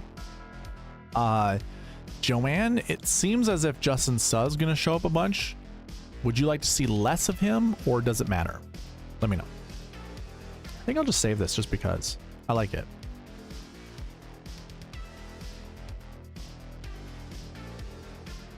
Aberg, Hoagie, Putnam. Okay, so there's Justin Suh. Andrew Putnam, Justin Suh, Hayden Buckley, Joel Damon. I don't mind Joel Damon. Yeah, I could do that one. Joanne likes the one that had S.H. Kim. Yeah, that was a good lineup. I like that one. Ooh. Obear, Hoagie, Bazadenhout, S.H. Kim, Taylor Pendrith, and then Nick Taylor. So you've got the Taylor connection, the Taylor Canadian connection. Say that 10 times fast. Taylor Canadian connection. It's not that not that difficult. With their powers combined, you either get Nick Pendrith or you get Taylor. That's how it works. Do we do that? Do we save that one? I kind of want to. Okay. We saved it. Aberg, Hoagie, Putnam, Gim, Taylor, Buckley. Ooh. I like Doug Gim showing up. I think he's another Vegas resident. I don't... Byron, I know you like Nick Taylor. I don't want to see him in back-to-back lineups. I don't mind playing him once or twice. I just don't want to play a bunch of him. This lineup is extremely interesting. I'm very on board with this lineup. Obear, Hoagie, Suh, Rogers, Griffin, Sig. I did say some mean things about Ben Griffin, about not being able to finish strong during a tournament and how it might hurt his feelings going into this event. But this lineup I like a lot, so I'm gonna save that one. Let's do one more good one, and then we'll move on. Obear, Hoagie, Suh, Rogers, K.H. Lee, and I mean, this is a TPC golf course, right? So TPC Lee, yeah, I don't mind it. And I also really like Ben Martin. I don't consider that one a really good one. Okay, we're gonna do the same one. And that I would not say is a good one either. Justin Suh showing up a lot, which is I kind of like and I don't. Okay, I like this lineup. I can get back to Justin Lauer. I have no issue playing Justin Lauer despite not playing super great. I think I was playing a lot of him at the Fortinet, and it seemed like I think he started out really strong, and I was like, aha, I knew it. I knew I was going to be on Justin Lauer during the right week, and then he just tanked. So those were pretty good lineups, Joanne. Let me know if you want to see other lineups with Obear or Hoagie.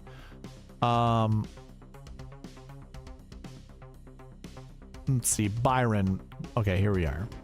Or should I say back nine Barry? All right.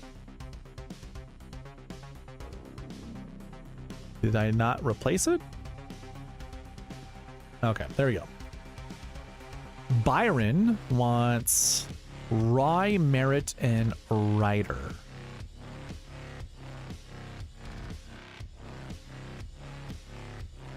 Ryder was what, 7,400? And Merritt is like 7,100, right? I'm using the click and drag method because my scroll wheel doesn't work. And this is an easy way, in case you guys are wondering. Yeah, there he is. 7,000. Ooh. We're gonna break the optimizer. This is just what Byron does. Byron comes in here and he goes, I want these 30 random dudes. And then we hit run optimizer and it breaks.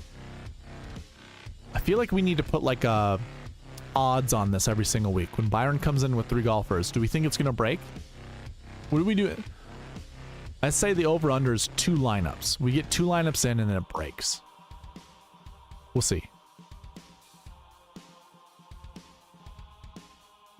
Didn't break this time. Tom Kim. Adam Schenk. Those are 2 good starts. Schenk is definitely one that we both like. And then you get to mix him in with Ben Martin. This is a really good lineup, Byron. I really like this lineup. Now, you're going to have to tell me which golfer you would rather not see out of Tom Kim, Schenk, and Ben Martin. It's probably going to be Ben Martin, I'm assuming. But I think Merritt will probably be the low guy every single time. But I really like that lineup. It's a really good lineup.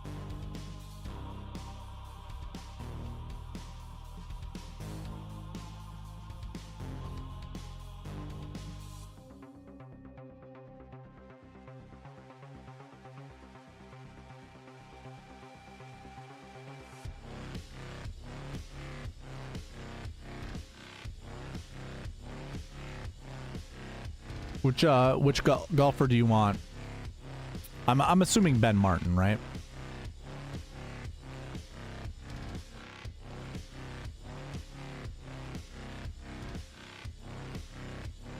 I'm gonna try to beat you to it since there's a 10-second delay between you and I. Okay, there we go.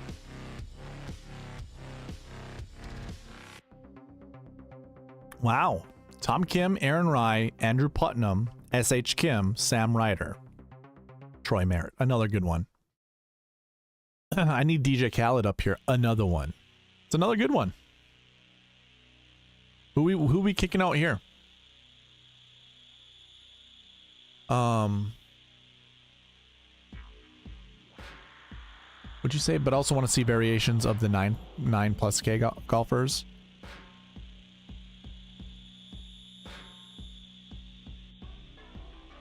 Yeah, I mean, like I've said this on stream before, if there's not a delay, then the quality of the stream becomes worse. Like it gets grainier, which I don't think any of us really likes. We don't want that when it comes to YouTube videos. Audio's number 1, then visuals are number 2.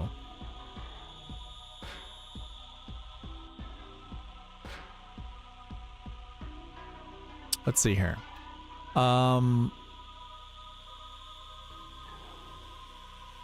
How much Tom Kim do you want to play? How are you feeling about Tom Kim? Okay. Get Tom out of there.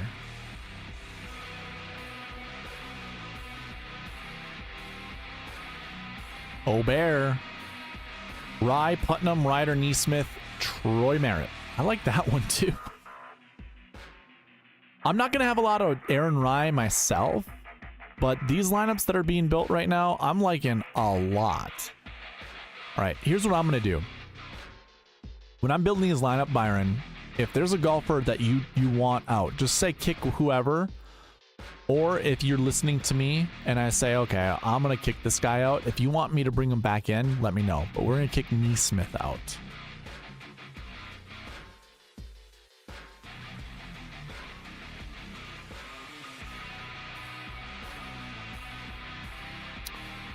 Byron says more so leaning Poston and Davis. Like together?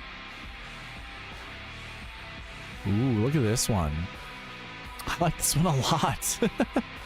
Siwoo Kim, Adam Schenk, Aaron Rai, SH Kim, Sam Ryder, Troy Merritt. A good lineup. You haven't broken it so far. If I set the over-under at 3, you've already beat it. Byron, we can also build Poston and Davis lineups after this. I mean, anyone else that's in the chat, if you want me to build some lineups with 2 to 4 golfers, let me know. And I will put them in here and I'll build lineups using the SweetSpot rules.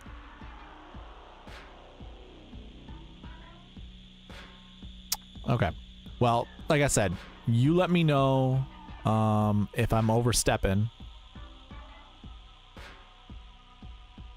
And I will bring back a golfer that I kick out. So out of this one, I think what I want to do is probably kick out SH Kim.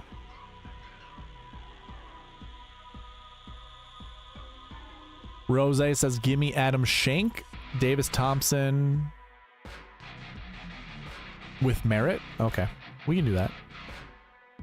Ooh, here we go. Ludwig, JJ Spawn, Aaron Rai, Sam Ryder, Troy Merritt, Nate Lashley.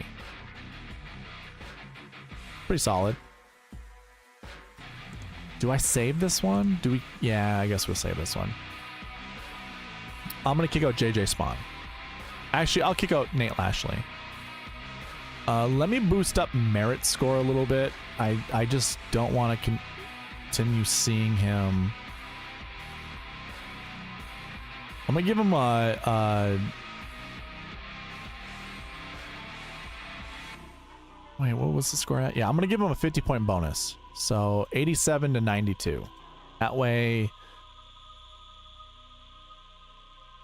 he won't be the low guy. So Nate Lashley's the low guy.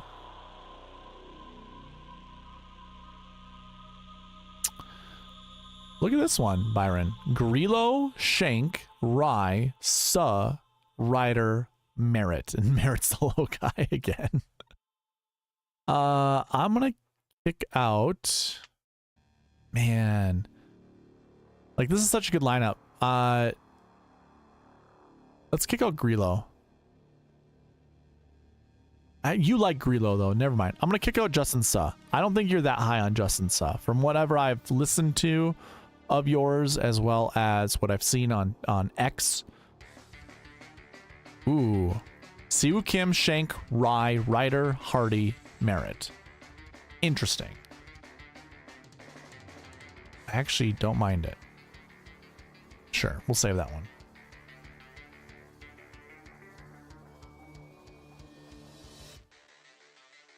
Grillo, Schenk, Rai, Svensson, Rai. Okay, you're gonna love this lineup then. Once you get to it, it's 2 9s, 2 8s, and 2 7s. It's a pretty good cash lineup. If you're in a 100-man field, I think that's what I'm gonna do in one of my league lineups. We're gonna do that. Shot like Harden, what's up, man? Late but made it. You're not late.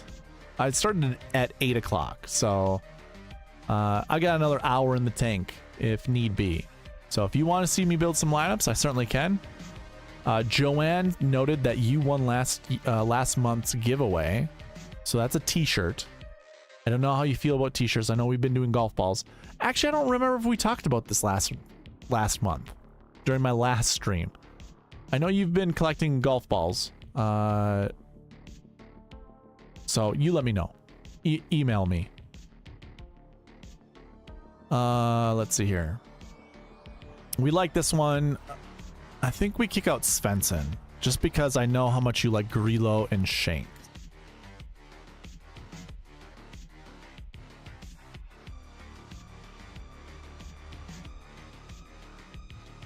Ooh, Bo Hosler. I'm not a huge Bo guy, like a fan, but I'm gonna save that one because it's got potential.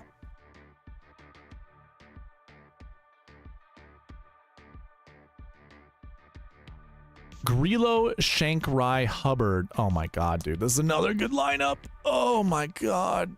It's a cascading method. Did you see that? The last 3 lineups? It's just a natural cascade. The last 3 lineups. Same guys right here. Same guys right here. Different guys right here. Here's your cascade. Starts here. And quite frankly, I mean, you add Nick Hardy in. Oh, never mind. Nope. Interesting. Okay. Let's do one more lineup just for the hell of it. I'm going to kick out Hubbard. And it most likely will pick Seabez, right? It's got to.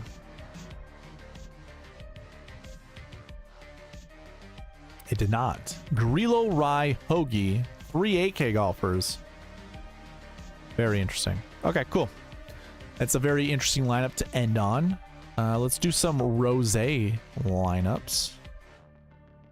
Rosé said Adam Schenk. I think Merritt was one of them too, and then Davis Thompson.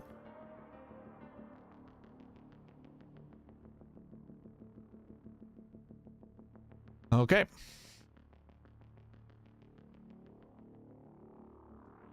Yeah, Byron, I knew you'd like those lineups. I mean, they play into... I mean, maybe this is a week for both you and I. Maybe it's a week for you. Where it's like the guys that you really like are going to just hit. Every single one of your bets are going to hit. Aubert, Shank, Suh, Thompson, Merritt, Lashley. By the way, Rose, are you in the chat? If you're in the chat, let me know if you want some of these golfers removed. Currently, it's going to kick out Lashley, which is totally fine. Aubert, Shank, Suh, Thompson, Merritt, and Ben Taylor. Very interesting. Hey, now that I got both of you guys here, I want to show you something. I want to show you something absolutely egregious, disgusting. I don't know how else to put it. I did the showdown thing this last week with my cards, and I just want to show you something. This is probably the saddest thing I've ever been a part of when it comes to just fantasy golf. Let's see here. Okay, here it is. This is the saddest thing, honestly. I'm not happy about it. You see EVR, player card no longer in your collection. I scored 258 points. 258.33. Okay, 258.33. But I go all the way up here. And which one do I need to look at? Let's see, who had EVR? One of these guys up top had EVR. There he is. 34.8 points. So if I took him off the marketplace, so 34.8. So 34.8 added to this. This 5 turns into an 8, but of course 32 or 34, I'm sorry. That changes us to 280 or Jesus Christ, 292. But it's not just 292 because it's a 0.8. So that also adds up.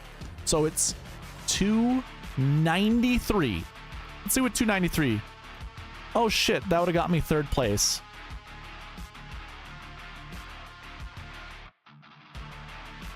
I woke up Sunday morning and I was winning $25,000 and I was like, what am I winning? Oh, it must be my showdown lineup because I had ripped a pack. I bought one pack and I got Steven Yeager and I was like, ooh, this is gonna be good. Well, he played not so great Friday, but he still made the cut. So my Friday showdown's not super great. Saturday there was no showdown. He also played really bad. So I was thinking he's good enough of a golfer that on Sunday he's just going to be absolutely amazing. Sure enough, he was. I also had Garrett Kigo in this. This was my best lineup of cards. Best lineup of cards. I had forgotten that I put EVR up for sale. But I put him up for sale for way more than the market price that he was going for. He was being sold for $12 and I put him on for $20. That's not like way more, but it was like, I didn't think it was enticing. Like I didn't think anyone was going to buy it. So as the day was going on, I was still in first, dropped to second, dropped to third, dropped to fourth. And well, I kind of knew, but at the same time, I almost wanted all of my golfers. Like, if Norin would have scored me like the 34 points, you know, 34 extra points. Now I'm sure there would have been other people that would beat me, but like Norin was owned 7% of the time, or 7% of lineups. How awesome would it have been if I still got first place had I only had those 4 golfers? Like, I could come to this stream and just be like, you know, like I could just be like, hey, I'm that much better than everyone else that I needed a handicap and I still beat everyone. But yeah, no lie, dude. $10,000 would be really nice in my pocket right now. And I don't even think all, you know, I would have put it in my pocket, but could have paid off some things. So I'm still a little salty about that. It is just what it is, and I gotta live with it. But yeah, not super happy about it either. So yeah. Let's see here.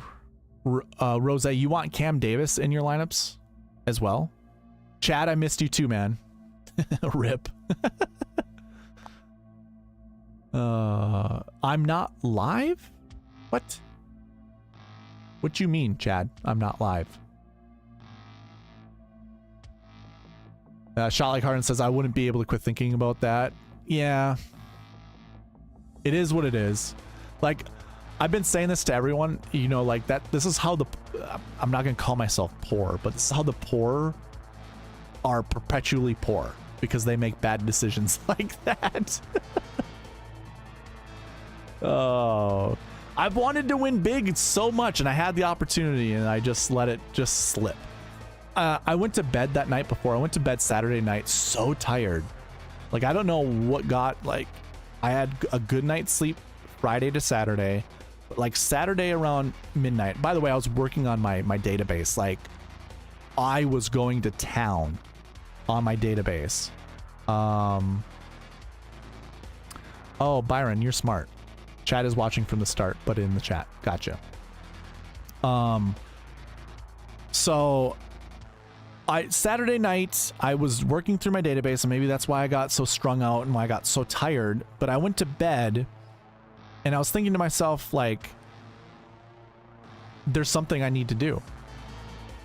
Like, I had Steven Yeager, I had EVR, and I had Garrick Higo all in the marketplace. So of all those lineups I was just talking about, of all the golfers that I had, so I had EVR, I had Higo, and I had Yeager all on the marketplace to be sold.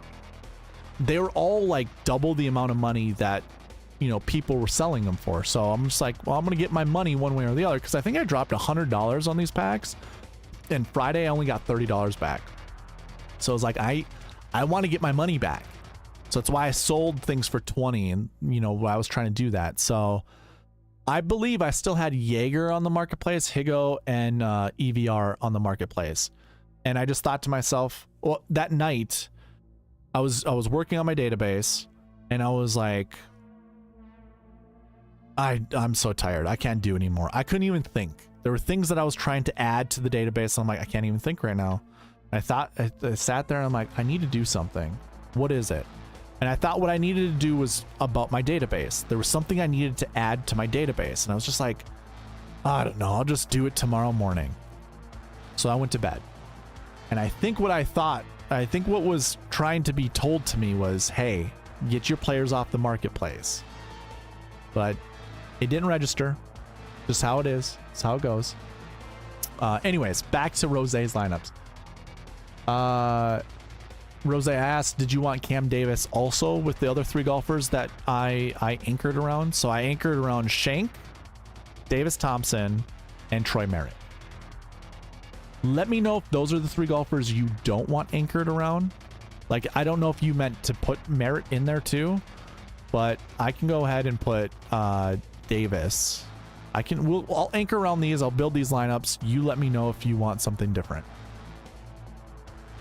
Josh goes, how about Hoagie and Davis lineups, please? Yeah, I can certainly do that. I think Shot Like Harden is going to be the next one after this. with lineups, and then I'll get to you, Josh.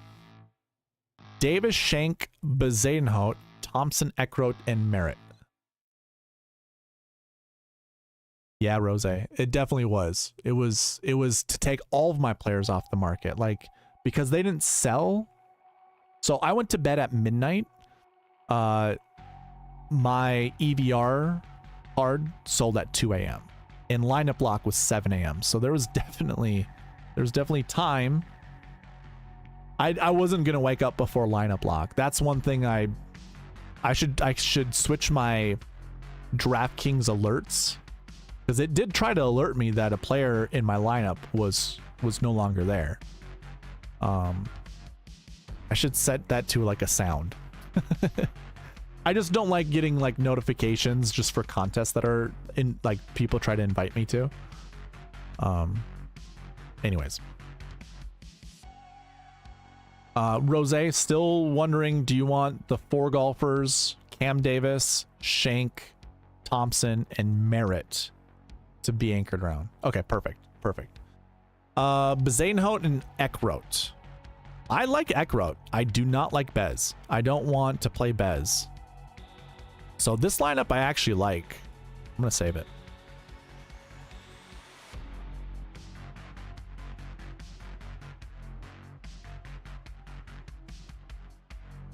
Ooh. Davis, Grillo, Schenk, Thompson, Merritt, and newly added Andrew Novak to the field. By the way, is Bryce Garnett, does anyone know if he withdrew? Because when I updated my, not that he's a pivotal player, I just know he's in the 6K range. There's no tee time on the PGA Tour website for him. So that's like the one missing piece in my spreadsheet. Shotlight Harden says I was at this tournament last year. Did you have, I can't remember, did you have a bet on Tom Kim winning? Can't remember if you did or if you didn't. I do like this lineup, Rose, the one that has Andrew Novak in it. Can't lay choke. Davis, Schenk, Putnam, Thompson, Quest. I don't remember who was asking about Quest, but there we go. Hey, that's a great lineup.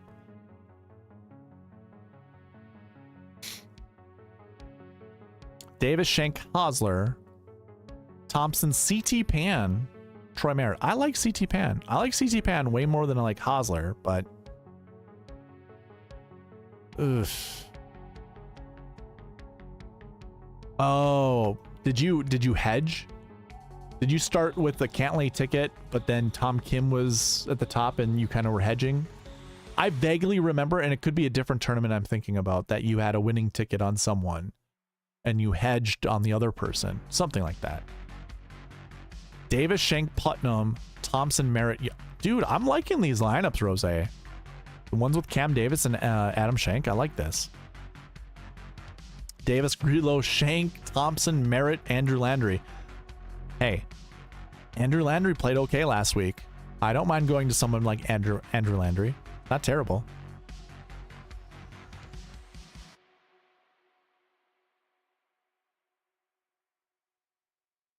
Davis, Grillo, Schenk, Thompson, Merritt, and Werenski. I don't mind Werenski this week either. Interesting.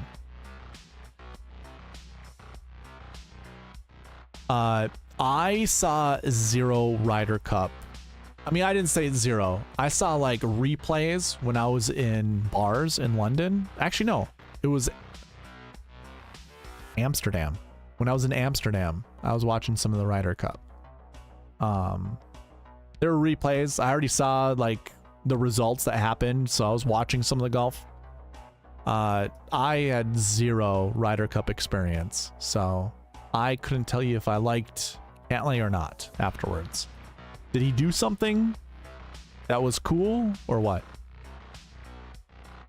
I know his caddy. Is it Joe LaCava? Is that his caddy? I can't remember.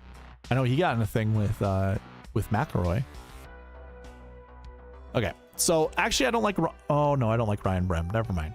Let's say I don't mind those. These are getting kind of icky. Trevor Werbelow. I had a Rainmakers card of his for the showdown slates. I was following his scoring. He did okay. Oh, nice. Nice.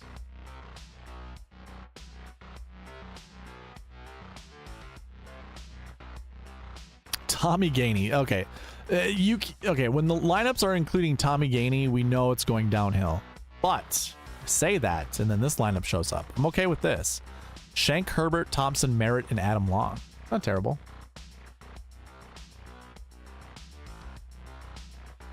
And then it breaks. So we have hit the end of those lineups, Rose. There's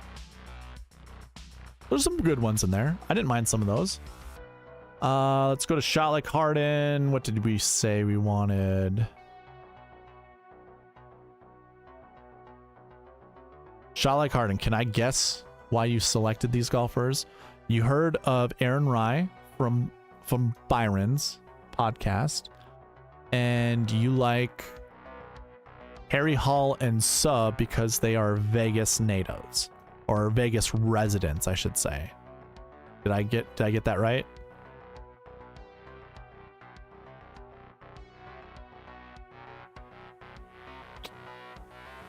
Actually, Harry Hall's rating out really well in the 6K range for me. I don't see anyone that's 9K or better around him. Or not 9K, he's at 900 points. That's huge.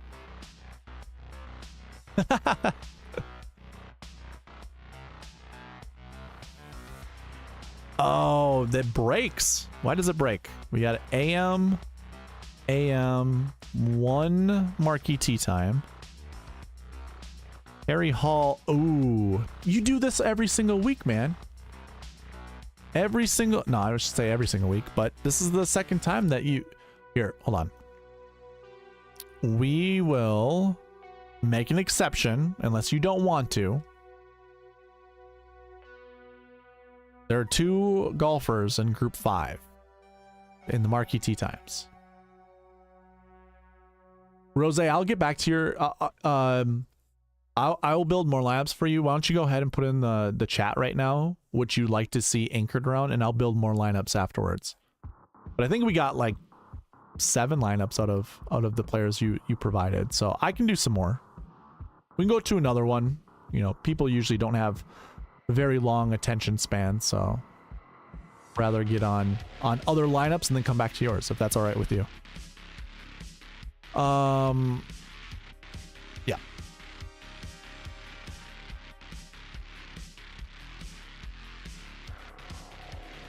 Tom Kim, Aaron Rye, Justin Suh, KH Lee, Ben Griffin, and Harry Hall. Not terrible.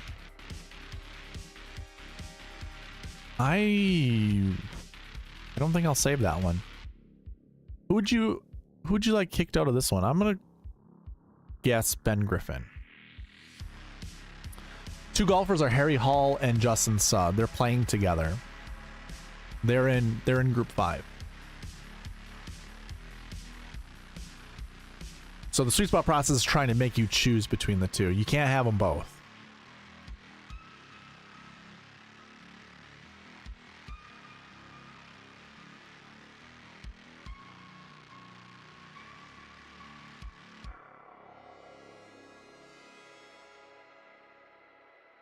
Okay, perfect.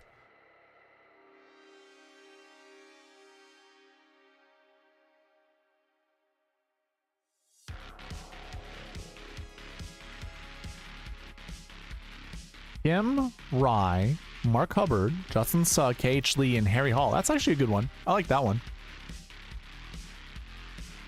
Do we like Tom Kim this week? Charlie Carden? Suh for Gim. I like that.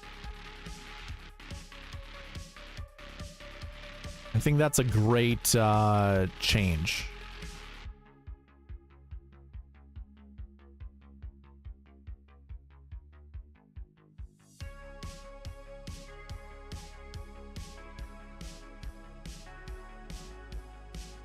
Ludwig, Aaron Rye, Alex Smalley, Doug Gim, Nick Taylor, Harry Hall. That's actually not a terrible lineup. I don't mind that one. Let's take out Nick Taylor.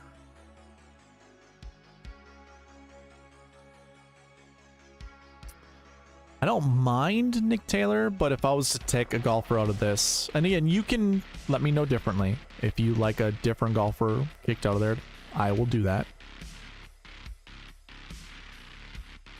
Obear, Shank, Rye, Gim, Hall, Ben Taylor. That's an interesting lineup. And by the way, the optimal and GPP winning lineups, every single year except for last year, had some representation of a 10K, 9K, 8, 7, 6, 6. So there we go. We got it right here.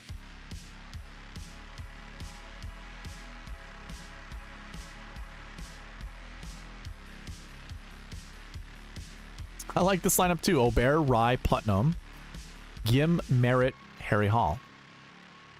I'm probably gonna kick out Merritt. I imagine you probably like Merritt because Barry.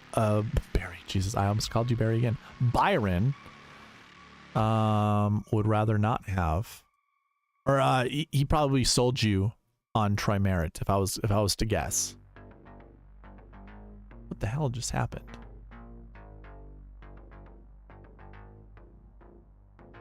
I don't know what I just clicked.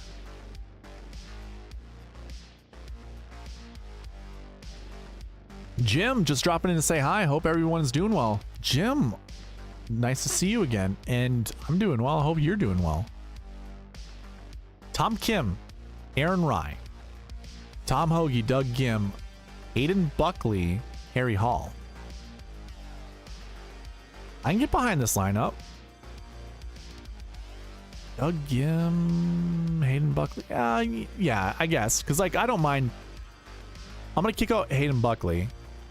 But, you know, Hayden Buckley has so much talent. Like, I don't want to not play him.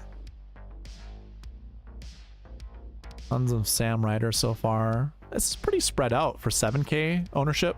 Troy Merritt. Lots of lineups we were building with Troy Merritt when it came to Byron.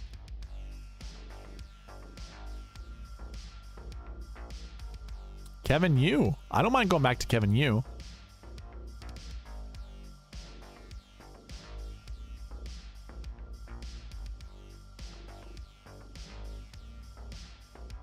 Now, these have been some good lineups. Like, I don't know, were you here when Byron was, we were building lineups for Byron? A lot of his lineups were really good too. Tom Kim, Aaron Rye, Tom Hoagie, Doug Gim, Matthew Neese. I really like this lineup. May I make a suggestion? We kick out Tom Kim. How do you feel about that? There's a lot of Tom Kim.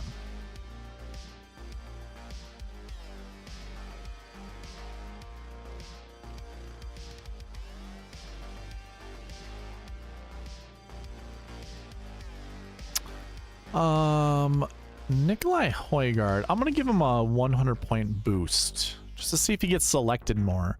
He's not, he doesn't show up very well in the SweetSpot model, primarily because he doesn't have that many finishes on grass surfaces on the PGA Tour. So he gets hurt quite a bit from those points.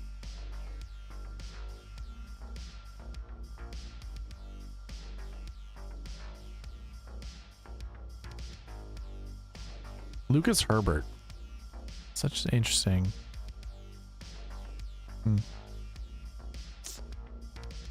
Byron, or not Byron, Shy Carden, do you want me to go ahead and remove kick? Okay, perfect.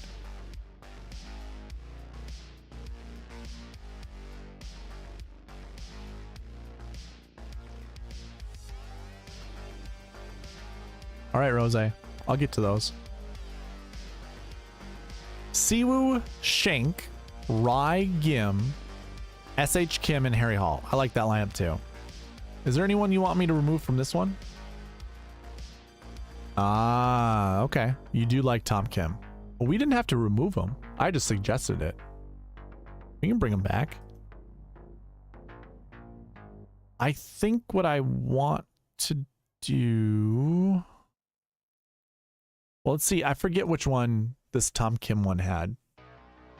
I mean, the fact that Tom Kim works well with the guys that you are anchoring around, I think is perfect. All right, I'm going to kick out Hoagie. I don't want to see like two AK golfers right next to each other. At least not that many iterations of that. This is a little bit different. I don't mind it. But I probably don't want that much Neesmith. Neesmith is fine, but I'd want him kicked out. You know what?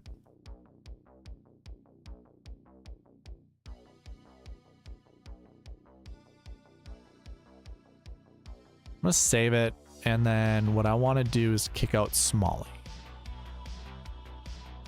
I really want the optimizer to try to select a different 7K golfer, like somewhere in the middle or yeah, like this. Siwoo Kim, Shank, Rai, Gim, Kim, Hall. Kim, Shank, Rai, Gim, Kim, Hall. Interesting. I like it. All right. I think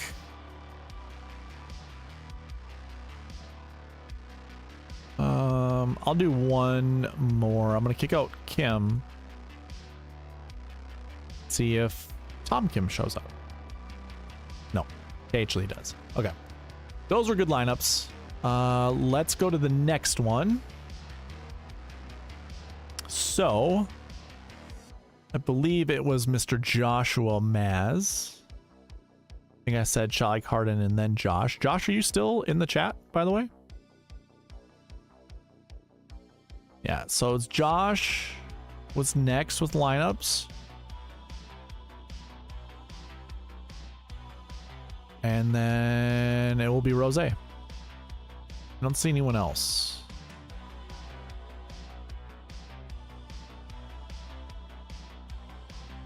Yeah, okay.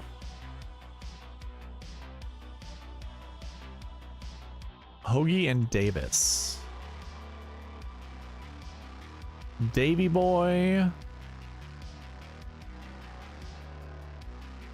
and Hogart. All right, Josh. We have Cam Davis, Hoagie, Smalley, SH Kim, Ben Griffin, Taylor Montgomery. I'm not going to save it because it's Taylor Montgomery in it, but that's not a bad lineup. Here's a good one. Ooh, Cam Davis, Eric Cole. First Eric Cole lineup to show up. Tom Hoagie, Ben Griffin, Kevin Yu, and then Harry Hall. Okay.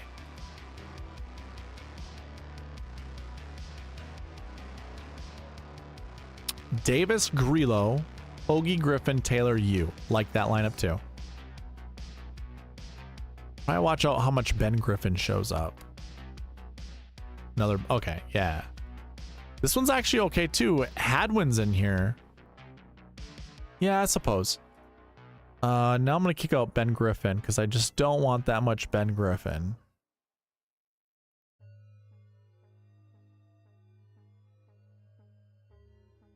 Davis, Hoagie, Smalley, Hosler, oh, Montgomery. Ew. Don't want Montgomery. Although, I mean, hey, if you're into Taylor Montgomery, that's fine.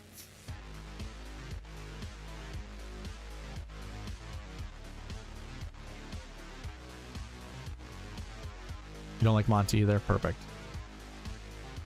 I know you don't like falling in love with 6K, but I can tell you if Hall doesn't do well, I'm done for the week.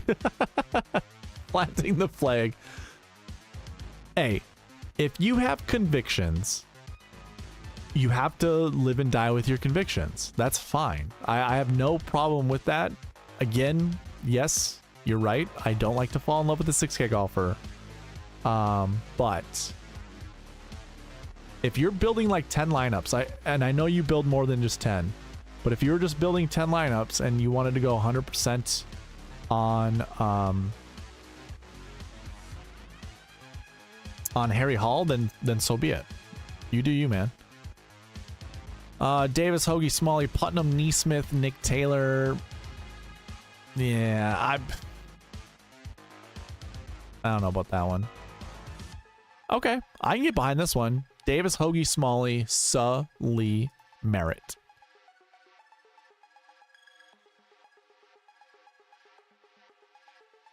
Davis, Hadwin, Hoagie, Taylor, Ben Martin. Is Vegas a good place for Canadians? Actually, most Canadians are, I should say most, never mind. Lots of Canadians go south into the States for the winter. So we're not quite to the winter yet, but it's cold up here in Minnesota. I'm sure it's cold in Canada. It's probably already begun.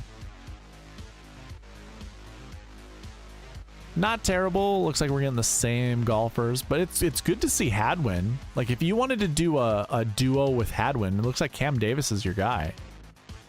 Davis, Hoagie, Smalley, Eckroat, Nick Taylor. So I like Eckroat this week. I don't know if I care too much for Nick Taylor. I'd much rather kick out Taylor and bring back Eckroat.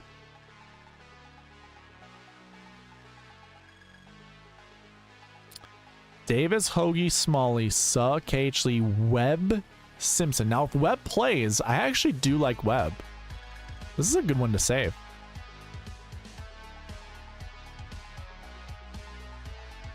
Davis, Hoagie, Smalley, Riley, Eckroat. Interesting. I don't mind Riley. I will say this. I don't have that much trust in Smalley this week. I'd rather kick him out and bring back Riley just to see if Riley shows up in a different lineup.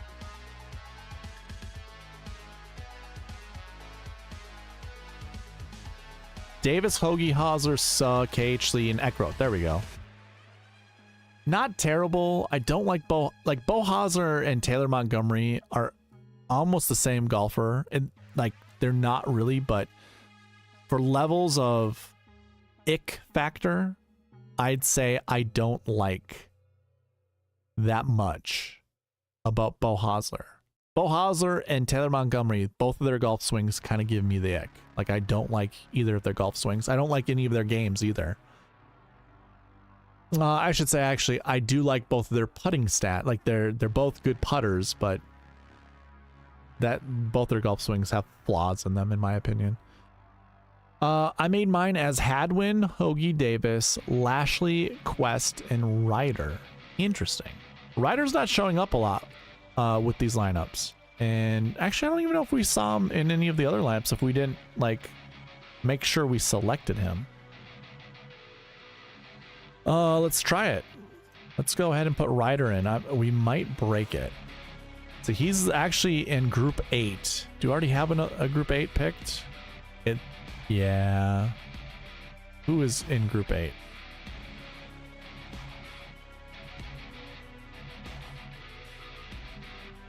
Davis Thompson. Who else is in Group 8?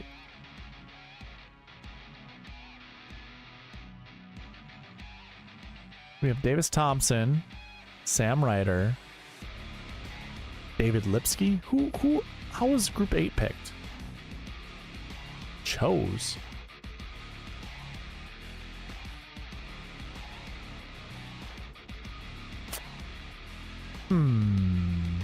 Something isn't adding up here. I don't see Davis Thompson picked. Oh, Lipsky is picked. Oh, I'm stupid. Okay.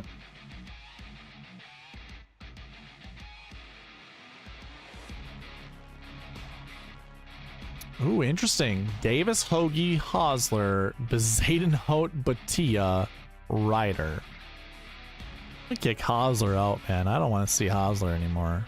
And I really don't want to see Bez. I just want to see if I can get a lineup that looks like yours. Yeah, there's Bez, so we'll kick Bez out.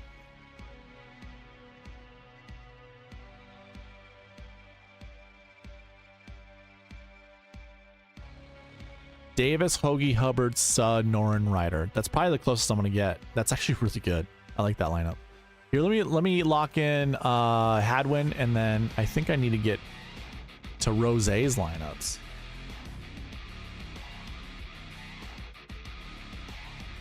Okay, so Novak shows up. Who did you say you had? Lashley. So you had... Oh, you didn't... Hadwin, Hoagie, Davis, Lashley. Okay, so Justin Suh got added to this one where you don't have Suh. So I need to add Quest. I like that lineup, by the way, with Novak.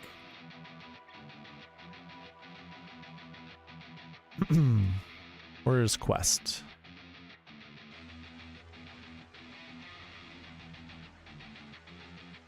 Sometimes I just like to inch towards the lineup that you're trying to build just to see if it'll just select the golfers naturally. This is pretty close. This is pretty close, man. We got Davis, Hadwin, Hoagie, Ryder, Quest, but Chad Ramey as opposed to Lashley. So you're, man, it's pretty close. If you didn't select, or if you didn't look at my spreadsheets before building your lineup, you're pretty darn close. Chesson Hadley. We're dancing around your lineup, man.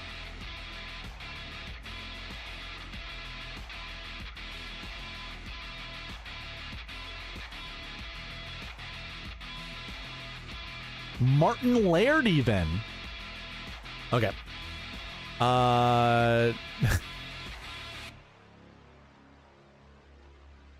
Cross him out. Maybe MJ Duffy gets picked next. It probably is going to be MJ Duffy. There you go. Your lineup was selected. So the lineup you have, that you have right there, follows the sweet spot process. Nothing broke. 10-9-8-7-7-6. There you go, man. Your lineup is right here. I won't save it. I'll give you the glory. Actually, I'll save it and I'll put it in a contest. Hopefully you're not in.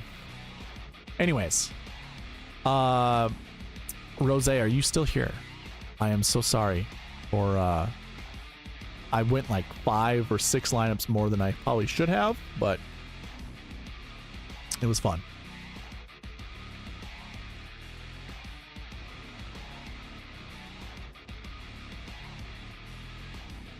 Okay. Yep. Josh, you are very welcome.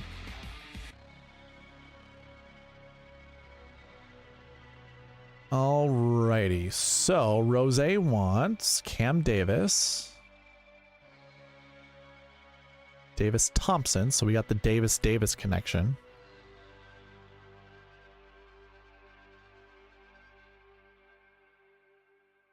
And Adam Schenk. All right. We have 3 golfers in the marquee tee times. So this will be really interesting to build. I like the first one, except for I don't like Ben Griffin or Taylor Montgomery. Do you like Ben Griffin or Taylor Montgomery, Rose? If you're still in the chat, let me know. I'm just going to kick out Montgomery to begin with. And then actually, I'm going to kick out both Griffin and Montgomery. You let me know, though, if you like those guys back. Who I personally don't like is a subjective thing. It has nothing to do with stats because obviously my optimizer selected them first. So the optimizer likes those golfers. I just personally do not. Mine's just subjective. Davis Schenk, Smalley, Thompson, Nick Taylor, Hayden Buckley. No thank you. Davis Schenk, Thompson, Kim, Yu. I like that one. It's a lot of 7K golfers. Unique. I don't think I have a lineup with 4 7K golfers in it. Davis Schenk, Smalley, Thompson, Neesmith, Nick Taylor. I don't want Nick Taylor.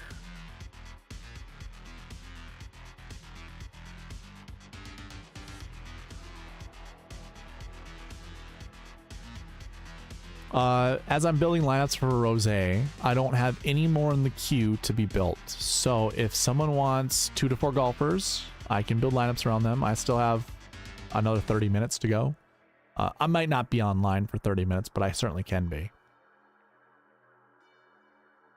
Another one with 4 7K golfers. Davis, Shanks, Thompson, Kim, Neesmith. It's not terrible.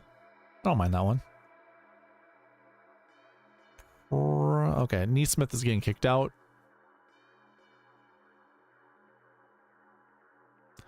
Davis, Schenk, Hosler, Thompson, and Ben Martin. I like that lineup. Don't necessarily care for Bo Hosler, so I'm just going to kick him out.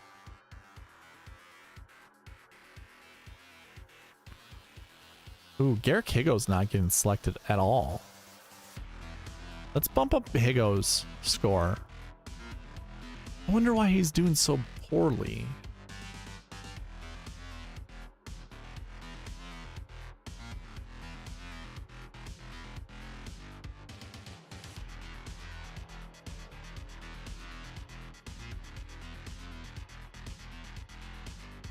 '54th in the model.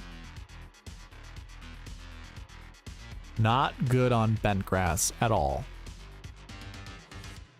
Decent on Bermuda, but not good on bent. 16th last week, and that was on Bermuda grass. Right. Just gonna double check something. Pretty sure it was just Bermuda, right?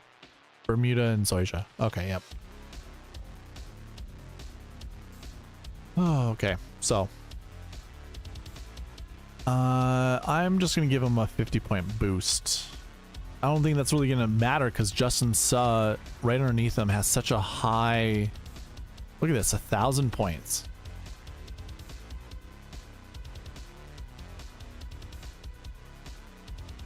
Actually, gonna make sure it doesn't select him. I didn't even know I had him in 33% of my lineup. The lineups I've already built. That's not super great. Shot Like Harden says, do an Aubert Tom Kim just to see. Okay, I will. After I do some rose lineups. Davis, Shank, Smalley, Thompson, Merritt, and Hall. Wow. This is like a community lineup minus Smalley. Davis and Shank, we talked about. Thompson, you obviously want me to anchor around. And Troy Merritt is somebody that Byron liked. And then Harry Hall, obviously someone that Shot Like Harden likes. I like this. I'm gonna save it. I'm also going to bring back Troy Merritt and actually kick out Smalley. A lot of Smalley lineups being built for me though. Hoagie's just like too much Hoagie.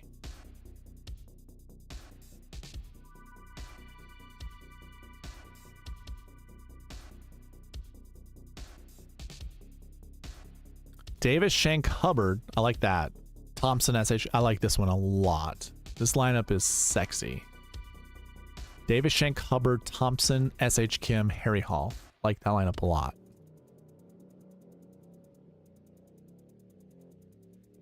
Davis, Shank, Thompson, SH Kim, KH. I like this lineup too.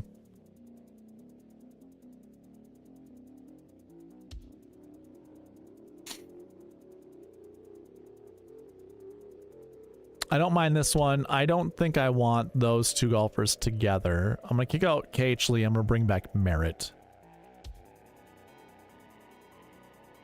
It's a lot of Merritt, though.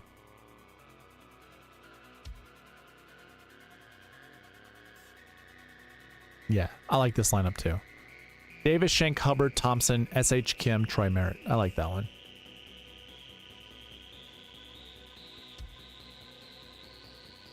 Davis, Shank, Putnam, Thompson, Ramey, Simpson. I like that lineup a lot. Very volatile. Like Webb might not even play. Okay, okay. I'll have to remember this one. I'm not gonna save it, but if it does well, I want to come back and kick myself in the butt for not saving it. Here's a good one. I like that one. We'll save that one. Davis Riley, in my opinion, a little bit more upside than Chad Ramey. I do like Justin Hadley.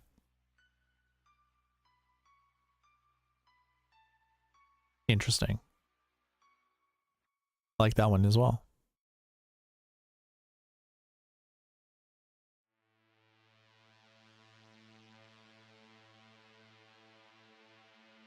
And I like this one as well.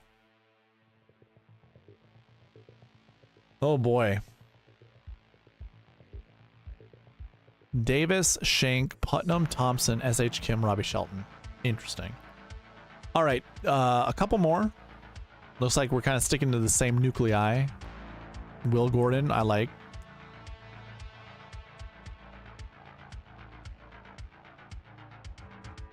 Okay.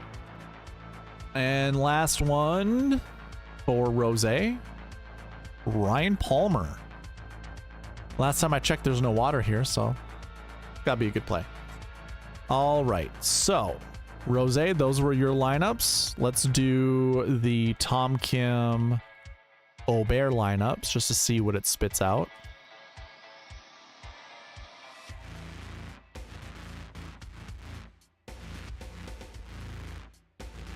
Not bad. Aubert, Kim, Griffin, Buckley, you. Not the first choice I would have went with.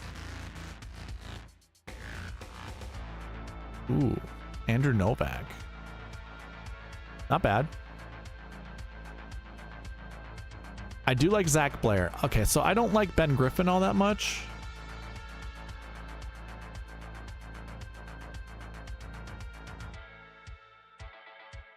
Could be one of those weeks though where, you know, it doesn't really affect.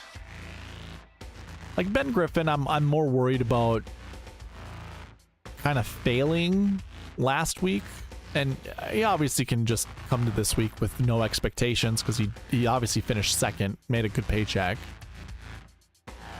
Aubert, Kim, Neesmith, Buckley, Kevin Yu, and Harry Hall. Not terrible. Could be better.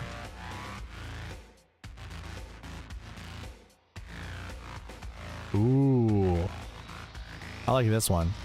Aubert, Kim, Ryder, Yu, Merritt, and Hall.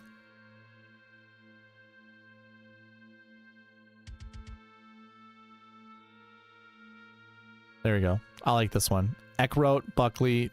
This seems like a lot of upside right here. All right, two more. Two more and I'm gonna call it a night. I like this one minus Taylor Montgomery. Damn it.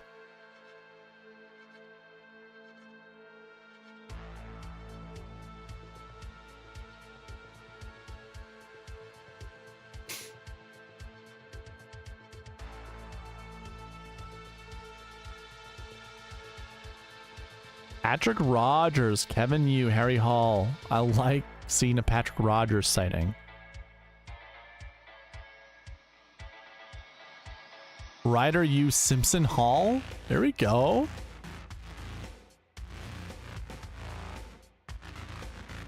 So many lineups I'm saving. There's so many. I don't really care for that one. Here's an interesting one. Thompson, Yu, Hall, and Lauer. Lots of good ones. Lots of good ones. I don't like the two price tags being the same. There you go. Here's a different one.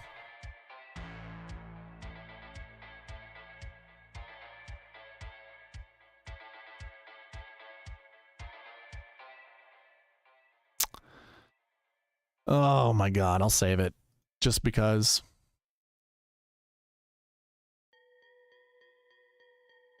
I don't mind that one.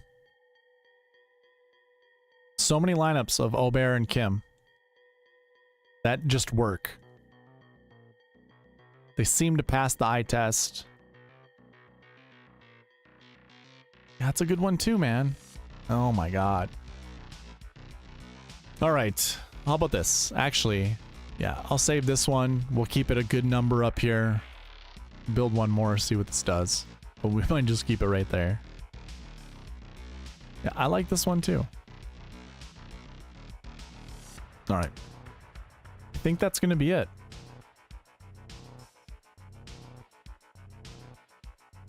Yeah, I'm cool with calling it quits right here. So, I don't have anything else to mention. I mean, we have another tournament next week. Oh, Almond Bread, what's up, man? You want some lineups built? Just shows up right at the last second.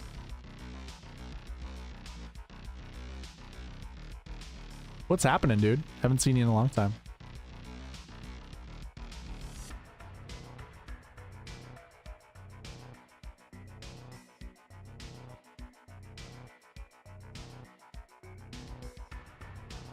Charlie Carden's here too. Yeah, I'm waiting for like Barry to show up as well, because that it always happens. No need to be sorry, man.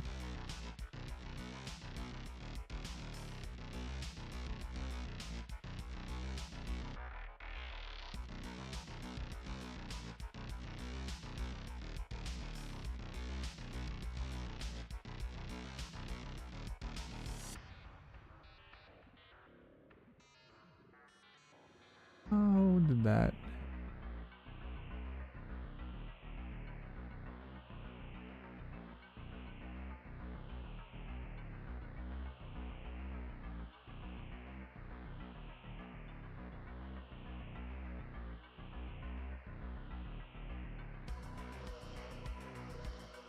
Huh.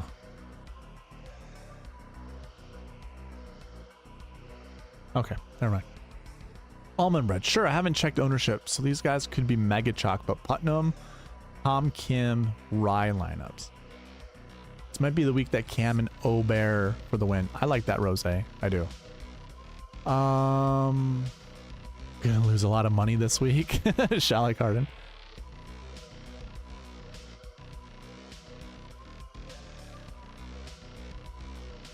So Almond Bread wants Putnam, Kim, Rye.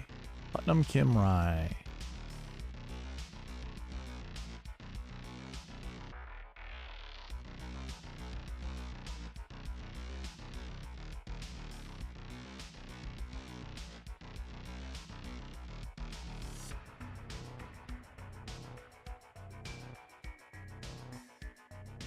Your model loves Poston, but not so sure. Yeah, same here. I think Poston's number 4 in my model, or he's up there. He's maybe not number 4, but top 10, I believe.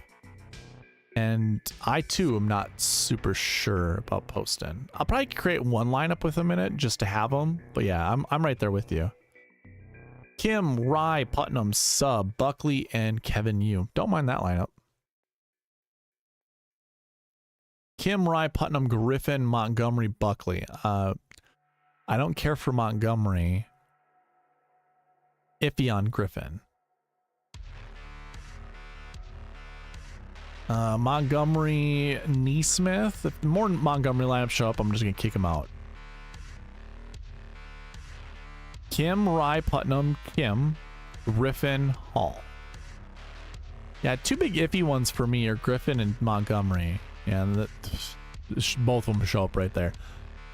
Almond Bread. I don't know how you feel about Taylor Montgomery or Ben Griffin.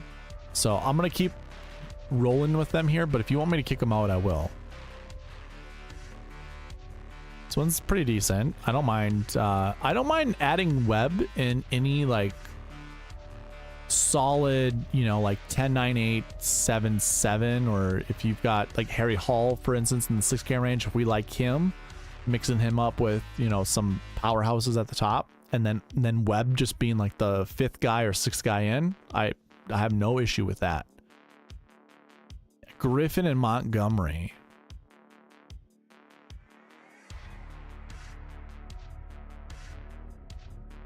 Okay. Then I'm gonna redo some of these lineups because I also don't care for Montgomery or Ben Griffin this week. I do like Griffin overall. Let's see what some of these other lineups will be built with those guys out.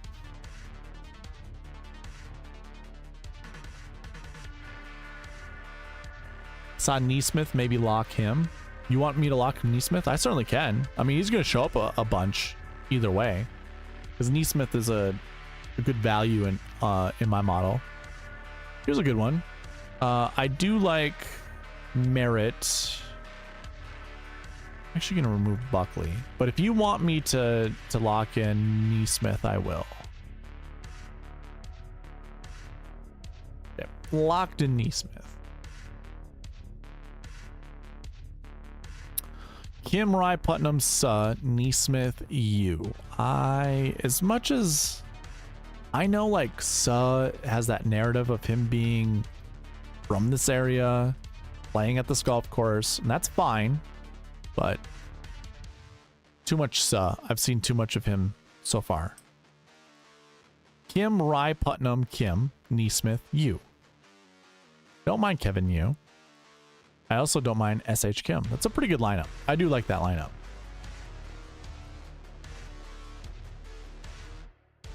Wonder if I already built it. I have a feeling I did, but in case I didn't.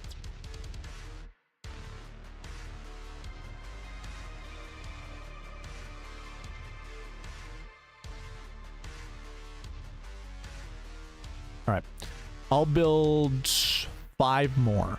5 more, and if as long as a new person doesn't come in and ask for more lineups, I will be calling it a night. Kim, Rye, Putnam, SH Kim, Neesmith, and Harry Hall. There we go. This is like a community lineup right here. Lots of people on Hall. Maybe not so much SH Kim. Maybe I'll kick SH Kim out.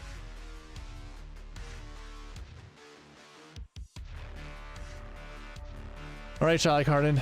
Yeah, it happens. It is what it is. I feel like, though, Rainmakers might be my bread and butter going into this next season. I will be tracking it way more than I currently am. And I will have a lot of strategies out for it. So I feel like I got the hang of it towards the end of the year. Now that they're doing the showdown stuff, I think that's where people can really make some money. Because you don't think you need to spend a lot of money to play Rainmakers and win a lot of money. Like, you could buy some of these cards. They were down to $1.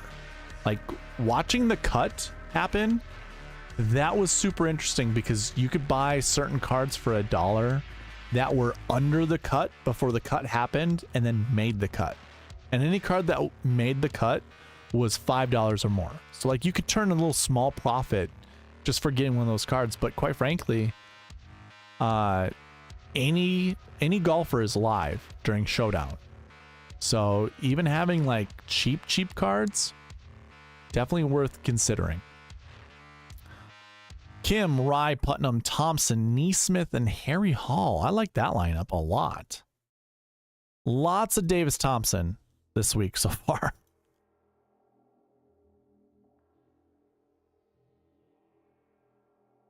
Yeah, same here, Shelly Card. I mean, Rainmakers might be its own segment for me because the fact you get to keep those cards and you get to go on and it's just like stocks. I mean, I think there's a real advantage to staying, like getting on top of that, staying on top, and just playing normal fantasy golf, essentially. Kelly Craft. Yeah, you know what?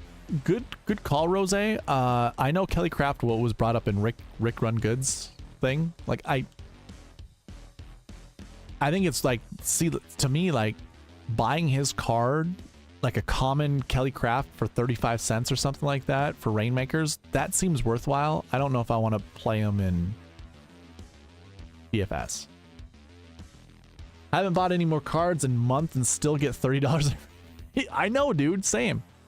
Well, now it's monthly, so we'll get November and December where we'll get money. It's the first Wednesday of every month that you'll get your franchise score little thing or whatever. But yeah, for weekly, now that I understood what that's all about and I understand how to kind of game the system, I can't wait for next season. Can't wait. I hope I can win a couple $100 here towards the end of the year. I mean, it'd be sweet to obviously win, you know, like $10,000. That'd have been great. To throw into, you know, more money. Oh my God. But anyways, yeah. I can't wait to look forward to it. It's a pretty good lineup. I don't mind TPC Lee.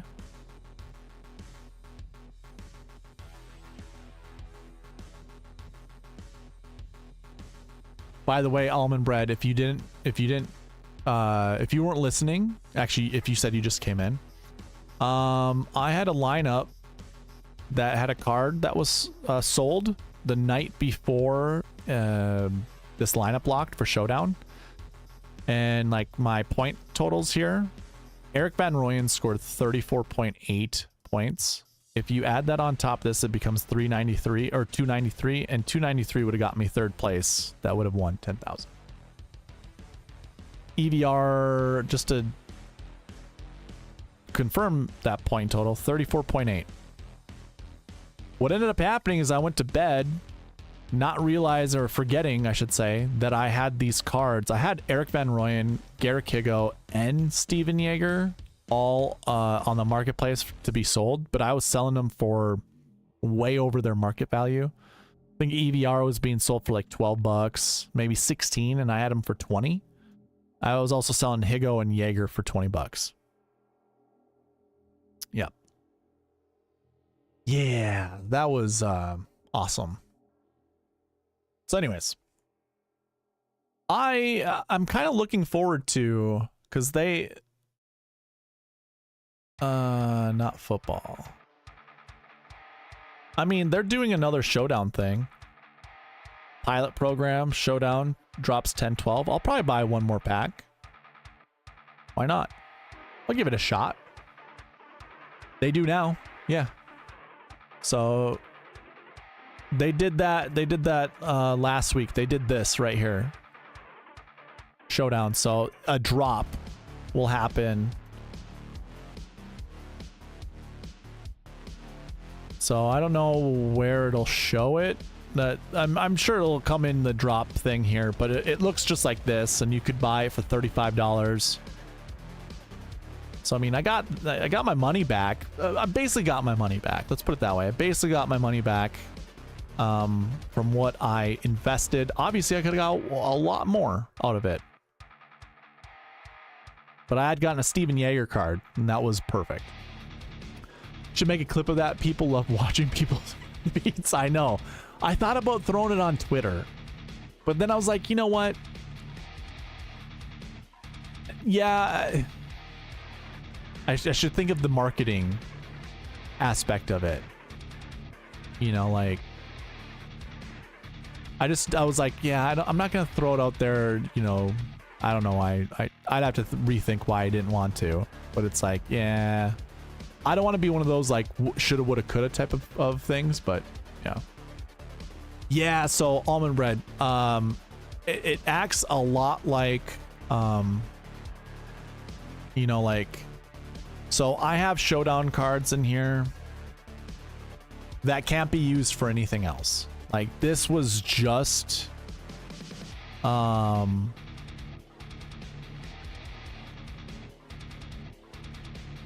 here, this date here, October 6th and the 8th. So those 2 dates, this card was only available for that. Oh, people are trying to still buy it? Free money. Like, you can't do anything with these. Oh, actually, that's a lie. You still get points towards your, the leaderboard thing. It's just that, like, the showdown sets, you get no bonuses for it, but everything else still applies. And everything else, I mean the rookie thing. I think that's why Trevor Cohn was still getting, you're still getting points with Trevor Cohn. I actually, oh, they're rare cards. That's right. So they're rare cards. They're worth 5 points. Showdown cards are rare cards.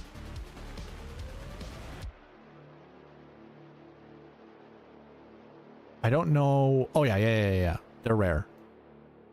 So, Trevor Cohn, he's a rookie. He's getting me 5 points plus the 2 times multiplier. So, he's getting me 10 points. It doesn't matter to me.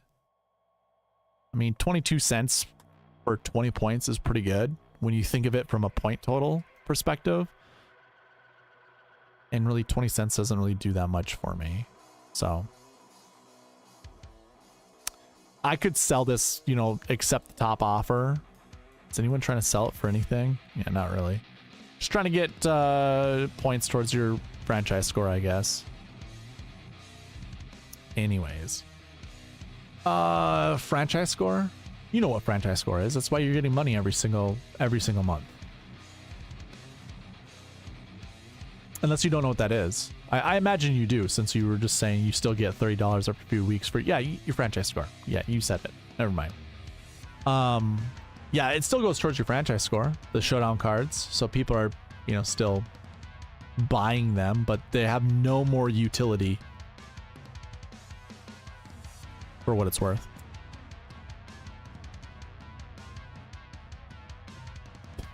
Almond bread, I'm right there with you, man. I'll show you my collection if you show me yours.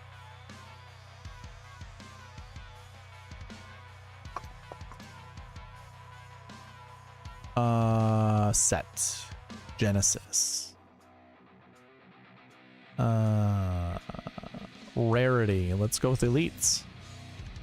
There's all my rookies here. Look at all my Matty Schmids too. 1, 2, 3, 4, 5, 6.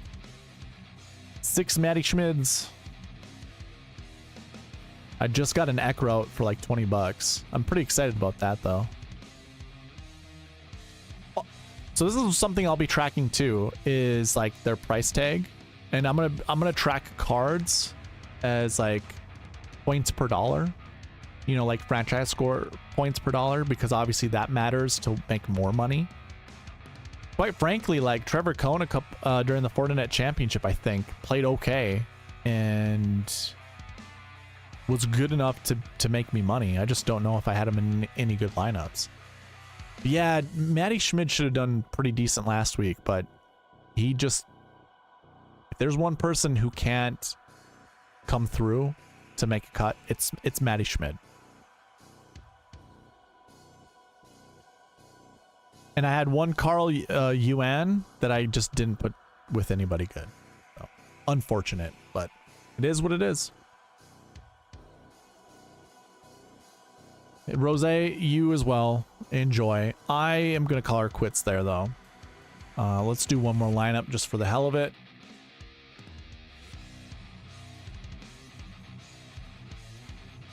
Oh, Matthew Neesmith is someone we locked in. So I guess it's just going to stick right here. All right, guys. I think that is going to be it, though. We are tired. I did build 70 lineups, so I mean... I gotta thank you guys for building some lineups for me tonight, because I will probably be transferring most of these over into a lot of the lower stake games. So, and maybe I'll pick one of them out to put in like the drive the green or something like that. But yeah, thank you all for watching. By the way, giveaways you can find at the beginning of the video. I'm not gonna. Sure, actually I will. I'll throw this on the screen. Just a reminder, be subscribed, comment. You get entries into the weekly and the monthly giveaway, which I ran earlier today. We'll do a weekly one tomorrow. Monthly giveaways are ran the first strategy video of the month. So usually that first Tuesday of the month, I will do a monthly giveaway. So... The only really reminder I have for you guys, thank you all for watching. I will see you